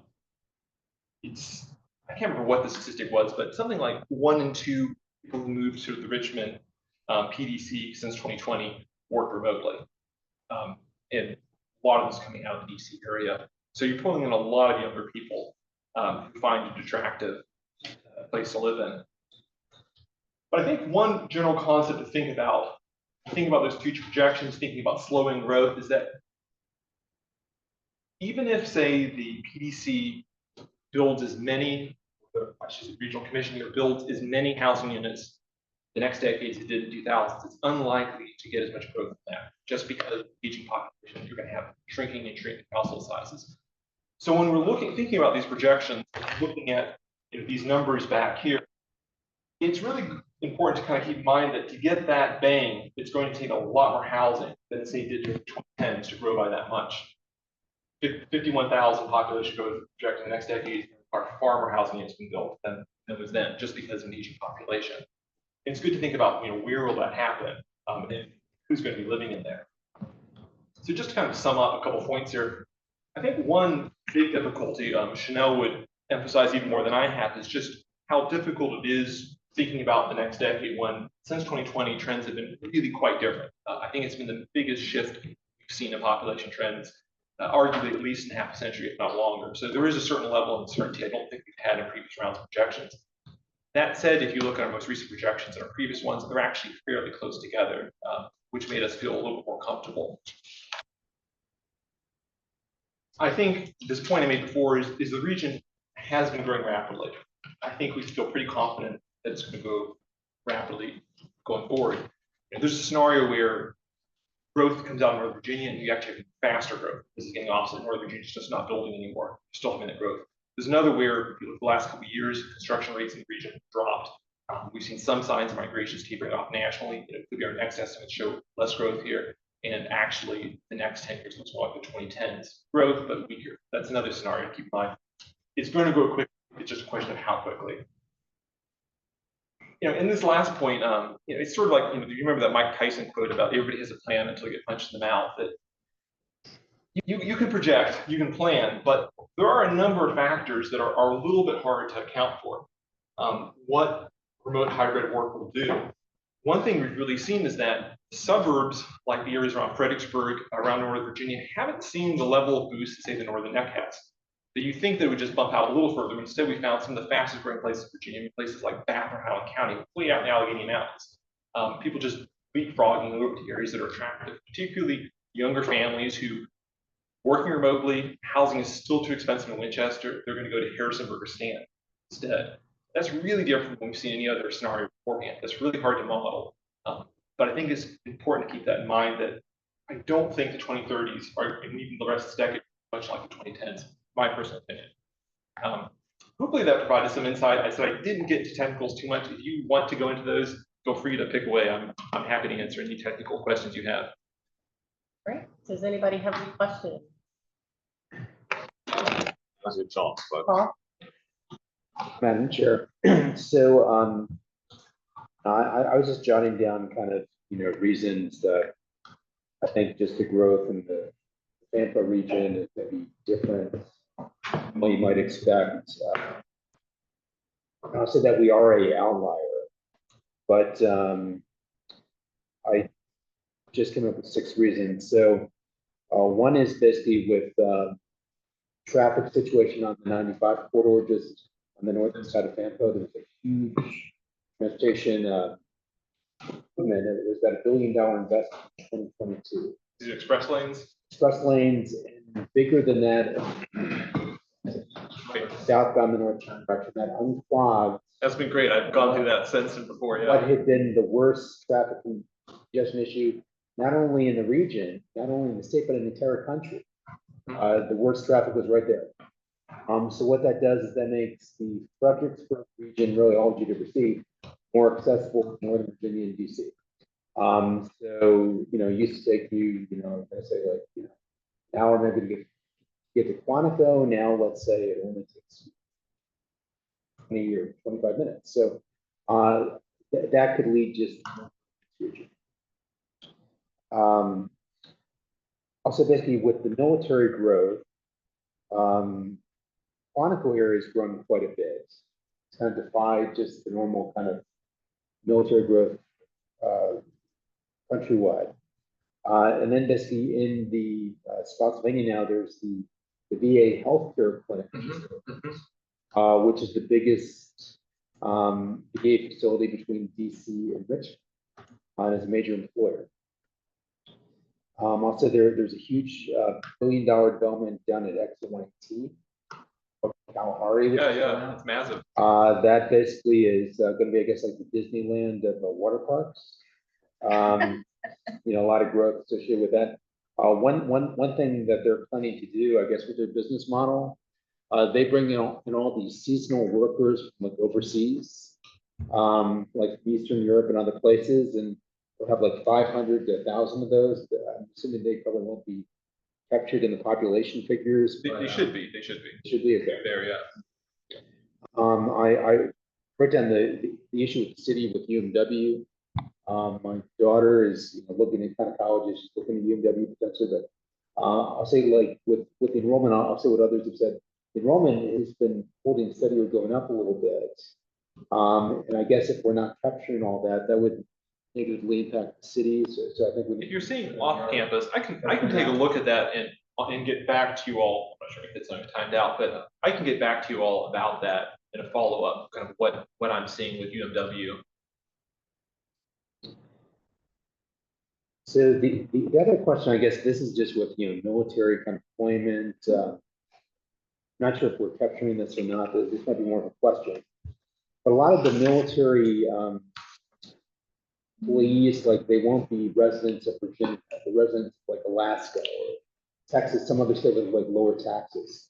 They're doing that. Are we capturing those in the population numbers? Yeah, there's a couple ways we try. One big one is that if they are on base or on military provided housing, we are capturing that. We share data with Census Bureau and they share it back with us, monthly military counts. But that has to be on base or somehow base provided. If they're off base, there's a couple things. I mean, I think Quantico has its own military K-12 program. We can maybe get some of it, that data is a little bit funny. We're not going to get through driver's license, but the hope is we'll see that one is through housing. That if they're off, we are counting housing, and our formula is basically assuming a certain household size based on characteristics. You know, if you had a dynamic where you had a lot of single military men off base in a house, you had 10 of them in a house, it wouldn't capture that. But I don't think that's unbelievably common. I think in that situation, they'd be more likely to be on base. The housing is much more affordable. But that is a tricky. And anytime you have these sort of large military ones, we've been struggling with Norfolk, their aircraft carriers as well. But it's definitely something we try to because Virginia has such a big military population. I haven't seen anything jump out at me recently in the Fredericksburg area that seems like we might be missing it, but we're definitely getting base ones, and we're trying to capture families any way we can. And the last reason which might be the biggest one is the region is not close to being built out. There's a lot of kind of vacant land. Right. Also, like in Stafford, central and southern Stafford, a lot of room to grow, more accessible to Northern Virginia with express lanes. The river crossings of Spotsylvania has a huge amount of undeveloped lands. City has the Hilton Track and a couple other lands. King George and Caroline are mostly rural. Yeah, and I think they're going to see So more. it's different than Northern Virginia or Richmond. I think not as built out as much, and the region is strategically located between nation's capital and state capital. So I think those are some of the reasons why the growth is more than you might think. Yeah. And I would say just compared just to the growth in Spotsylvania that we're expecting, the Weldon Cooper estimates appear low. Yeah, and so thinking about it, if you look at the 2030s for the region, or say for go up to Spotsylvania, it's slightly less than the 2010s. And the 2010s was a period of growth. And one thing I'll say for Spotsylvania is, in 4 years, you're almost close to what we're expecting to happen in the next 6 years. So you are overrunning what the projection is expecting basically at this point. So I think it's a very valid one. You know, then it's just a question of what happens here. One thing I have noticed, and maybe this is going to change, but development rates the last year or two have been dropping off in the region, interest rates. And it could very well be that does turn out to be accurate in the end if that dip continues. But I guess if I'm looking at this, trying to think about how far off might this be, you have to understand that maybe this is going to require about 20–25% more housing developed than it would have here. But what would cause housing to say surpass what you had in the 2010s or the last 10 years? Well, you know, if you have a lot of developments coming along and they're clearly, you have a lot of developments coming along that are clearly going to get built out much more quickly. And it's going to cause the number of housing units built, say in Spotsylvania, to go from 1,000 to 2,000. I'm happy to write any sort of note to VDOT. I've done this in the past and say, this is what our model says. What Spotsylvania is showing and what they're expecting, put it closer to say X number. That's definitely something I'm happy to do. If I can show that they're likely to build out at a much faster rate than the past, that seems to me a very reasonable objection. It's something I'm happy to add some context on. Real quick, and I'll say this. And then after you, the sound has. That is like a $64 million question, is whether or not Spotsylvania, historically, its growth cadence was much more almost on par with Stafford. And then in 2010, you had the fuel price spike, you had recession, you had a couple of things that Stafford was still kind of in that Goldilocks zone as far as Northern Virginia. You also had the traffic on 95. Being bad, we're like, okay, like fuel prices have been a little bit more stable of late and down. 95 for Stafford's affordability is slowly eking away. So that's when we're looking at projections of some of our own internal. We say, no, Spotsylvania is going to return to parity with Stafford. And that's the item that we're having the debate within even our trial fan model is, well, Stafford just keeps plugging along. But if we project low, we're spotting, that has a big impact on which transportation projects we then can kind of both chase and apply for funding for, versus if they start reaching the same growth parity as Stafford, I think, which is a better historical case. We know that 2010 is kind of the outlier. From 2010 to 2020 is an outlier for Spotsy, that we're trying to say, no, we need to start planning. If they start growing at the same pace, that's a much bigger transportation impact versus if they're continue at the current separation. It makes sense. I think the question for me, I really would see is are there developments in the pipeline that will get built out, in the next, say, 5 years that will be at a much higher rate? If you look at Caroline, for example, it is way ahead of where it should be, right? It's supposed to slow down the rest of the decade. That may not happen. One thing just to keep in mind, I think Spotsylvania is behind, but what has been different since 2020 is in the 2000s, when you had spillover growth coming down Spotsylvania, it wasn't so much going out to places like Caroline. It was, but not as much. Definitely not the Northern Neck. Now we're seeing the Northern Neck bringing in thousands and thousands of people that might have in the past ended up in Spotsylvania. It's just an extra kind of complication we haven't had before. But I think, if you're trying to plan for this, if you think that's too low, then really the key thing is looking at housing production past and sort of future.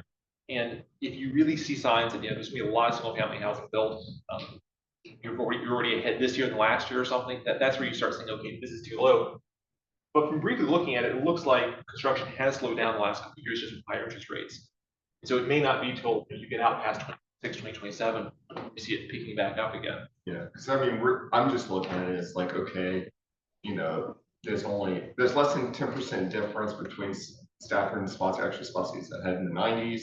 Like there's less than, and all of a sudden we have Stafford's now almost 50%. Well, let's just say 35% more. 2020 to 24, they reach parity again, and then back out from 24 onward, you're seeing basically 33% or more from Stafford. So we saw this kind of the crunch back into parity, and then projecting out where again back at that 2000 projection. And when you said your methodology of which decades you're using to look for that, all of a sudden that makes total sense. Yes. But that's, to me, is the nominally years for 2010, so that's kind of hurting. It does. I do wonder if the next couple of years will look more like 2010 high interest rates or not, though. I don't know. I mean, the thing with Spotsylvania and Stafford that holds it back a bit is that it's more affordable than DC, but it's a lot more expensive than Northern Neck when you go out to Louisa and those areas. And with remote hybrid work, some people may say, I just can't afford it, and they go over. I think the development pipeline would be one big thing. You all know this better than me, but one thing I've often thought when I look at Spotsylvania's growth in the past is that basically Stafford is still rural and Spotsylvania is a Fredericksburg suburb. Now Stafford's a DC suburb and Spotsylvania is sort of becoming a little, but it's actually an further outer suburb. But back here, Spotsylvania was actually closer in because it was near Fredericksburg in some ways than Stafford. That's one of the ways I've always understood its growth. I could be wrong. I think there's a lot of margin here. I mean, I think that it's just a question of how fast we'll be. I would really want to look at the development pipeline to kind of get an idea of how realistic that is. All right, Gustav? I don't know what I'm asking, but I need some clarification about when you talk about projection, employment projection, we're talking about maybe transportation, trips, generations, and things like that. So when you do that, at the end, we still have traffic all over the place and no improvement whatsoever. But the question becomes here is that when you do this modeling, the retiree, when it comes to ages, aging, the population ages, do you take it out of this modeling system, or it stays still as an employment? Yeah. Isn't the employment also the retirees generate more trips than an employee regularly goes 8 hours, 2 trips a day, maybe? Well, maybe 5 trips.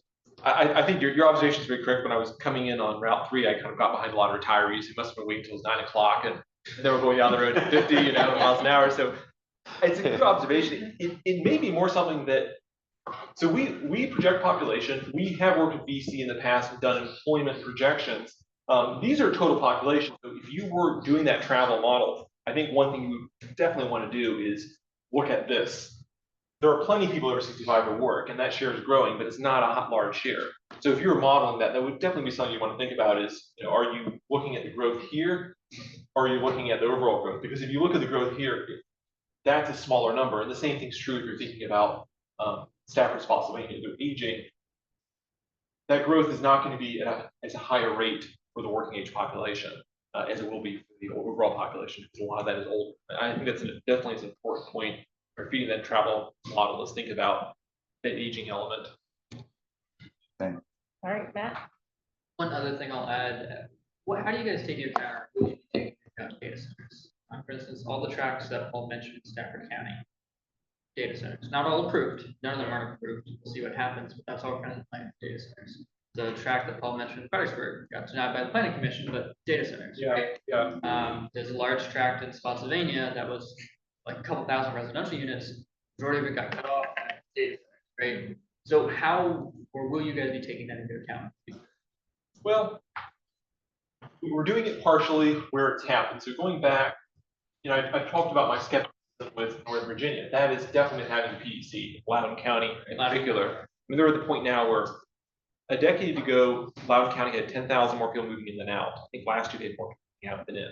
They're just not really building at this point. Data centers are taking those parcels. So, you know, we show a little bit less growth here, but the model is ramping up later on. And that's where I said I'm a bit skeptical. If you started seeing the same thing happen, and the way they're building data centers may be, you know, then you start saying, is that too high? You know, do you actually have the buildable spaces?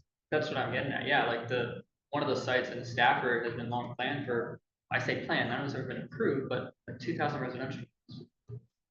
That's a significant chunk. That's what 3,000, 4,000, 5,000 people homes. So that'll be a significant chunk of that growth if that does get approved data center instead. And if you talk to large home builders, that is, it's not that they make more money off of it, but they're not holding debt for years the way they would with building out a subdivision. And so it's a really attractive. They can take that and just move on. And that's going on a lot. I mean, it's another factor. I think we're capturing a little bit. Definitely Northern Virginia. I don't know how much of that's an issue here, but Northern Virginia, I think that is part of why we say flatlining. The more that goes on, our model captures it. We do estimates year to year. So we're seeing staffers just building less and less. Our estimates show that we update projections a year or two, it'll probably pull down Stafford's numbers a bit. Is there any sort of land use models out there where you can say your buildable land is X amount, and then you take away X amount, thus your future population changed to X amount? Does anything like that exist? Oh, it definitely does. And we would do it if we could do it for Buchanan County in Southwest Virginia and Loudoun. Yeah, but you can't do it in a state like this. Right? It's just so hard. Yeah. Stafford side, working on some stuff internally where we're looking at how that can change our transportation models. And also, if a place like Loudoun becomes wall-to-wall data centers, which with the local screaming that I'm hearing, it sounds like it's well on the way. Where do the people who would normally have to locate there go now?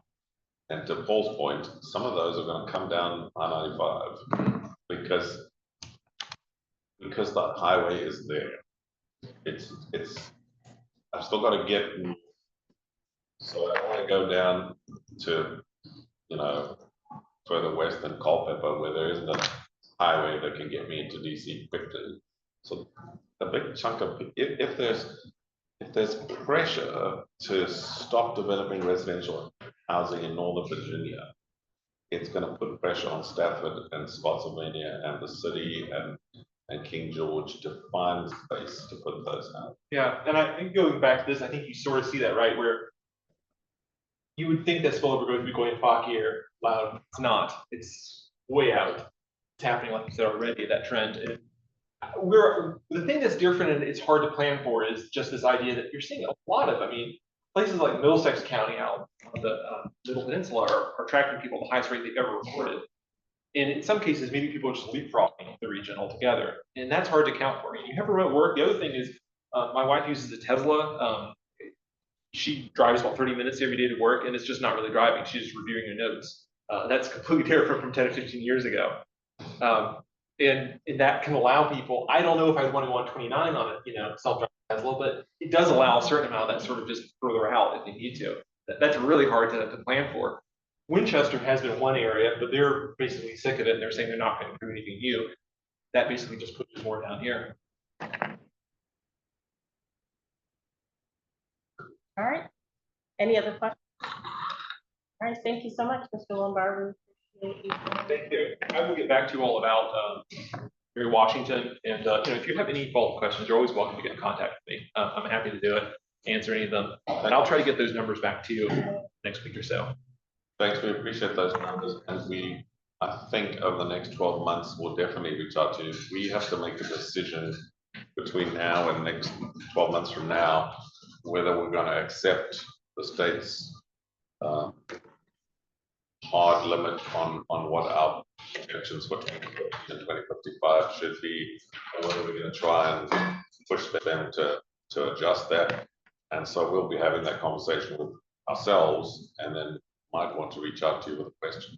Yeah, and I don't see it as our position to argue or try to fight against those. I just love to see what the model is. If you're saying, look, this is the build out rate, this is where we're at, then I would argue very much it's too low. I just like to, if you see those numbers, See some data, yeah, see what's driving behind it. They're supposed to be comparable, but they're not perfect, and they've been wrong in the past in some cases. Be wrong here. So ideally, you just want to make sure we have the best numbers. Thank you. Thank you. Thank you. Great, Paul.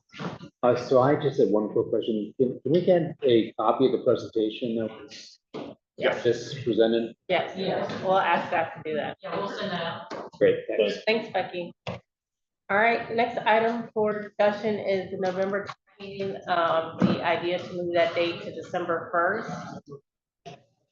So does anybody have any discussion or questions on that? We have our board meeting for Fredericksburg Regional Transit, so we won't be able to attend, but Josh and the for the city. What day is that? It's a Wednesday, Wednesday. the first Wednesday in December. So the meeting in November is kind of the 3rd. The idea of whole meet first Monday. So, That's just because it's right in Michigan election day, so we can. Yeah, the thought that we had is that we kind Oh, of. December they 1st appeared in is, December. I'm sorry, I looked at the wrong date. December 1st is a Monday. yeah. I'm sorry. That's why I was like, that's why I looked at you, I'm like, wait, Yeah, we don't want call to- me, call me. I already looked at my There's calendar. pros and cons to shifting these It's dates. Monday. So go ahead, Paul, since you made the proposal. Well, our thought was just basically, it's kind of like during what's come out kind of holiday weekend, like then like the Monday after that is Veterans Day this year, so it seemed like maybe early November wasn't the best time to meet, and we're just thinking with things going on with the regional funding and maybe smart scale, it might be better to meet in early December, So we would not have them. early November. Wouldn't have the November meeting. But not meet in November, we would just be in early December. Okay. I don't have any issues with that. Anybody else have any issue? Did Carrie make some comment about this? I forget. She wanted to get folks smart scale projects in November to us. Oh, So we yes. can present in December. Okay, so we don't have an objection. Still works. Okay. I think the only final question for staff would be, like, would there be anything on the November policy committee agenda? If there would be tax way in and it has to be done. Like, If we have, it will affect your tip amendments. So just think about that. If you have tip amendments, anybody, BRE, Fred, your tip amendments that have to serve at the November policy committee meeting, if you're not going to have a November TAC, they're not going to appear before a TAC, and the policy committee won't meet again until January, end of January. So there may be a long period where you can't get tip items approved because there's no TAC and then policy committee. September, October, you need to get your tip amendments in. There's going to be, if we move this, there's going to be no tip amendments till January. Right. So you'll have tip amendments at the end of October and then nothing until the end of January. That's just, bear that in mind. Anybody have any objections? Is the tax required to? No? The recommendation. In worst case scenario, obviously we don't want to do that. Worst case scenario, the policy committee has to act, they can act. It gets messy because in the policy committee, has 100 questions and we can't answer them, and we sit there going, I don't know, ask Fred, ask you BRE, ask If somebody you do else, have a tip amendment that needs to go forward, please come to the Phantom Policy meeting yourself. yourself. Somebody representing your agency. So you can explain whether this front end loader bulldozer thing that you need, what, or because we have no idea. Okay. And because we get these nice written explanations by transportation. That helps, that helps, yes, if you give an explanation as to what the heck the project is. You're right, Nat, but that's a corner of tech. I mean, is it worth like keeping November third? I'm just worried that like something might come up that staff needs action on. November. How about we do this? How about we put both of them on the calendar? Okay. And then in the October meeting, we can then have a conversation, do we still need the November meeting, That's great. right? Then we can always can it in favor of the December, so put both rather than one or the other. Would that work? Yep. Okay, so Eugene, if you can add both onto our calendar on the website, and then we'll do both meetings. And I actually think both meetings are already on. I haven't invited them back either. Because I think normally can't. Okay, all right, we're at number 8, correspondence, letter from the Secretary of Transportation. There was one letter from the secretary that we shared with you previously. The second one, it's very similar to the one you've already seen, except it includes a whole thing about President Trump. So the only difference to my mind seems to be all the deference to the president and all of the executive orders and all that, but it's all the same thing that was in the other letter, you know, no DEI, we won't fund any DEI, don't do any DEI, that kind of thing. But the letters, when they come, we always give them to you so that you can peruse them and take note of limitations on funding in future. That might be worth noting. All right. Staff reports. Okay, this one, I want to show you this. We have done an analysis leading up to this CLRP amendment. We've been threatening to do this for ages, and the main reason for doing it is because we always promise every year a letter that accompanies your smart scale applications that should this project be approved, we will put it in the CLRP. And the same for TAC. So if you look at this, just the background is we will need to do a new CLRP whether we like it or not by December the 20th, 2026, which is earlier than the date we will finish the new 2055 LRTP, but it's not today. So we have some time. Secondly, you'll note there that after January, we no longer have to do conformity analysis.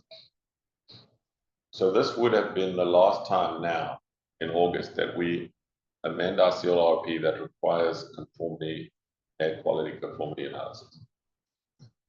However, we have done an analysis of the CLRP, and is that spreadsheet attached to this? There you go. So we have looked at the last 3 rounds of small scale, round 4, round 5, round 6, and the projects that were funded. And we have looked through the CLRP and found the page number where that particular project is referred to. There were some that were not in the CLRP in round 6. However, those also just happened to be the projects that weren't funded. So if you didn't give us the money, the project's not funded, we don't actually have to put it in the CLRP because it's not a project, it's an idea, right? So that to say, we can't find a small scale project that was actually funded in round 6 that is not in the CLRP. There isn't one that unless somebody can see that our math is wrong, we can't find one. Then we looked at the TAP funded projects, let's scroll down. There is one. It's the Mary Washington Hospital Connector. It's a tiny, tiny, tiny, tiny project. And we've reached out to Dan Grinnell, the conformity analysis, and he says, It's not a regionally significant project because it will have no impact on air quality. So therefore, it's not required to have conformity. And we reached out to VDOT District and they have told us that they do not regard it either as a regionally significant project. Therefore, we do not need to put it in the CLRP. It's like $200,000, a very small project. Unless somebody can tell me there's anything wrong with that analysis, we do not need to update the CLRP. And that will save all of us a lot of work, right? Because there's nothing to add. In fact, the only project I think we have to add to the long range plan, not the CLRP, but the long range plan is the new river crossing. And I know that people are taking ulcers and everything else. So, but it doesn't have to go in the CLRP because it doesn't have $1 of funding. So we don't have to put that in the CLRP. So it is our analysis as a staff that we do not need to do a CLRP update now. However, if we don't do it, we can spend that time starting off the preparation work for the 2055 long range plan update instead of doing this. Because as part of the long range plan update, we will anyway have to write a whole completely new CLRP. Say again? It's been cancelled. Okay, so that one, not even that one. It's not even. So it's no longer a project. All right, so I don't have that one. So does anybody see anything that gives you pause? Care about process, We will next but you don't care year. about that. Right now, we don't. We will when we come next year to do the actual project.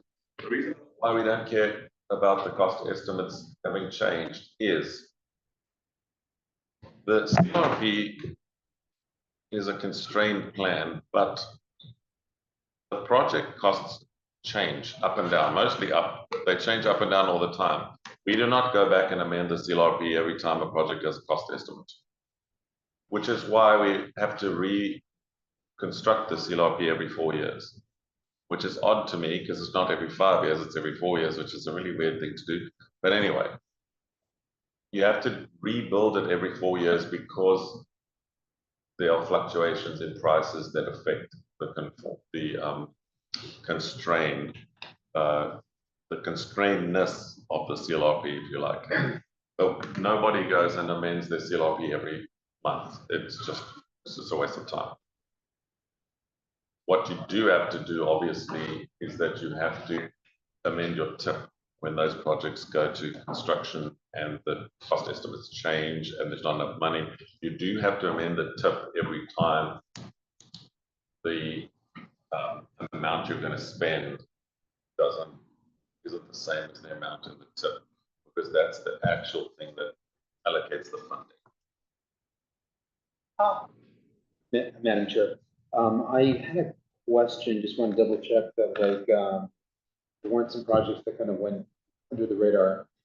So I know it's like with, the TAP projects, we're not listing the 25, 26 ones. Like Pennsylvania, there's one from Smith Station, I'm not sure if there are others, but bigger question would be, would there be other 25, 26 projects in the region which are not on this list, which maybe should be included in the CRB? It's fully funded. Theoretically, we'll be under Board of Tax grant. So maybe in September we need to add those. However, it would be a little easier if they come fully funded. So if there are projects that are fully funded, it doesn't affect the conformity because the debt is coming with the money. You know what I mean? So it doesn't change the total net amount of money that, sorry, let me say it another way. The CLRP doesn't have to remove a project to add your project because your project is coming with all the money attached. So we just add the money to the income side and we add the cost to the negative side, and therefore it's a net zero. It's more money, but it's just a net zero at a high level. These projects are fully funded. They're not wish lists where we come up with a project and we don't have any money. You only add them when you have the money. Any other? I don't know if I'm explaining that very well. But So if you want to in September, give us those projects and the dollar value. We happily add them and we'll have to do an amendment.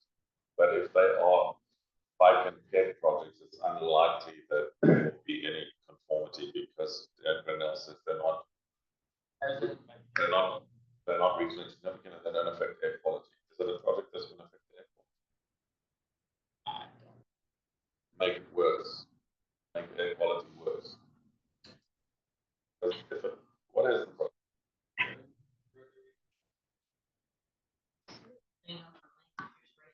Yeah. So you're not increasing capacity.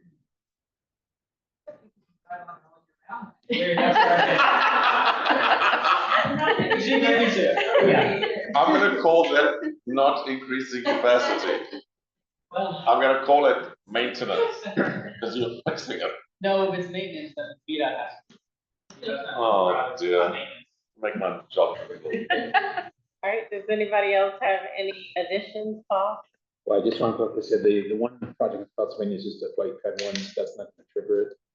We can send you the information, this station shouldn't staff, but it's not gonna trigger. Well, why don't the two of you just send me the projects that you have to add this It year? might already be in there. I just need a description, an extent, a cost estimate and all that, and then we'll just put it in. Ours is already. Well, then we'll just have to add it to the CLRP, but that can be an internal family step, it doesn't need conform. The one in Stafford, that need conform. Do I need the reconstruction of Brook Road? That's what we just talked about, the same. Skip that. Okay, so then it's just a question of Pampa adding the two projects to the CLR. And that's a much simpler job. We just have a lot coming. We've got to write a whole new tip. We've got to do the small scale projects. We've got to start work on the new long range plan. We've got CMAC and SDGB money that we have to allocate and potentially score all the transit projects depending on how many we get. So we've got a lot going on in the next 6 months, and if we don't have to do extra things, we would like to avoid them. Right. It's going to be very inward focused 6 months, not an outward focused 6 months. From studies and big things, we're not coming to all the inward focused stuff, which, you know, we make it outward focused by doing public engagement, but it's the more inward type tasks that we're going to be doing for the next. All right, the sample website relaunch. So as you all know, we're working on preparing for our website. We finally finished updating test website. Our next step in the process is test website migrating over to our live website. Really straightforward process, very time consuming. So we're hoping to launch the website around August.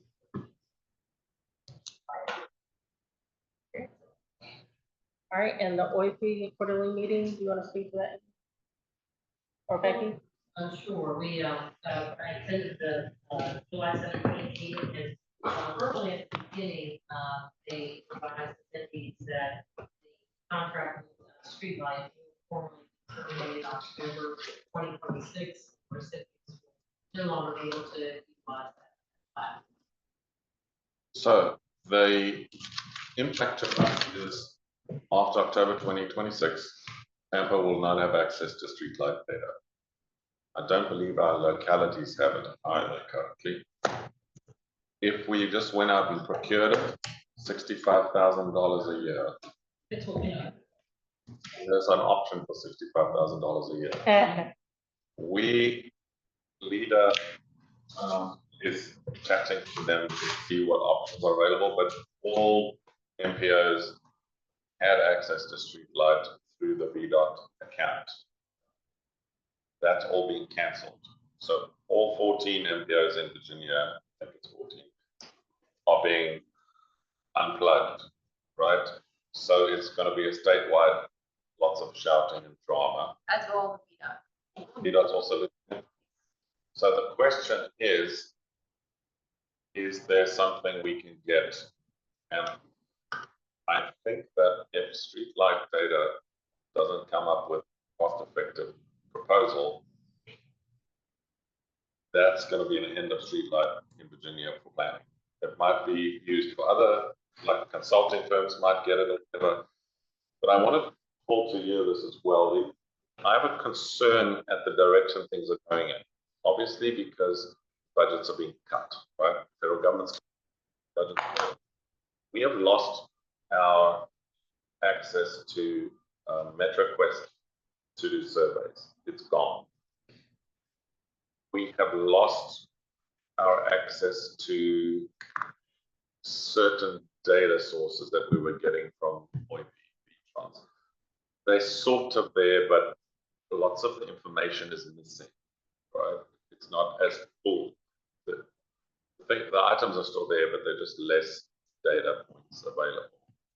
And there's one other thing I've forgotten that we've also lost access to, and now VDOT modeling will no longer run the travel demand model for us for internal studies and projects. We've lost that opportunity, and now we're going to lose streetlight data. What this means for us in practice is doing studies internally, it's going to be impossible. Paul, we're just talking about the fact that VDOT is cancelling their membership, and therefore our membership of streetlight. October 2026. We lost MetroQuest onto surveys with the VDOT data, that VDOT survey software that we had. We lost access to one or two of Wiki's data sets, which are become more difficult to access. We have lost VDOT modeling department will no longer do small model runs for us to do small scale studies. And now we're losing streetlight data, and VDOT is no longer going to have access to streetlight data themselves. Nobody will have streetlight data. So what is happening slowly over time is that the things we need to do studies are being cut off from our ability to access them. And it's now going to be pay to play. I don't like it, because it now means that every time somebody wants to study something, it's going to be, oh, now we need to find X $100,000 to do this, because we can no longer access these facilities ourselves. If the region or the jurisdictions wants a consultant to do any of these studies, we can't help out anymore with data and whatever else. It's going to be gone. And I just think we need to acknowledge that we're like the frog in the pot, the temperature's being turned up. We're losing lots of these data sets and facilities to be able to do studies. The long-term effect of that, it's going to change the way studies are done in Virginia, and I think we need to think about that, not to do anything right now today, but I think we need to think about how we as a region are going to deal with that. The cost for streetlight to procure it, $65,000 a year. I can never fit that in my budget. It's impossible. Is that for all three localities? The area of all three localities? I don't know, Lida, do you know? All three localities in limited use for 65,000, or is it restricted? So the 65,000 figure just came from a document in some other region. Oh, okay. It's like, so that was just. It's approximate. Thing I gave. It's an approximate. Yeah, I don't. Okay. I guess what I was saying is that's, see what the number is, but that's all the localities, jurisdictions, and all that. You get a lot of gas tax paid for, or that, just is only for discussion. I'm just putting it out there because I want you all to think about it for a while and see what we want to do long term about this. There's no modeling, there's no streetlight. Some of the data sets that we're getting from VDOT are more limited than they were. We've lost MetroQuest. I just quick comment. I hear you and I agree it's a problem. I think we should discuss it, but we're out of time today. If we put it on maybe a future meeting agenda, maybe next month. I just want to highlight that. Is that a feature month that could work? Don't need it, but All right, agency reports. Anybody have before we anything? go ahead, we Yeah. have a one of our number got married. Yeah. So we have a little odd sign by everybody. Congratulations. Congratulations on that. Off the table, everyone. Yeah, oh. Well, we're here. He could have been on, well, no. Yeah, no comments, a motion to adjourn. Wait, I have two questions, very quickly. Can somebody tell me what the status is of the Route 3 bump outs removal project? No. No. Has it started? Is it gonna start? It was not successful.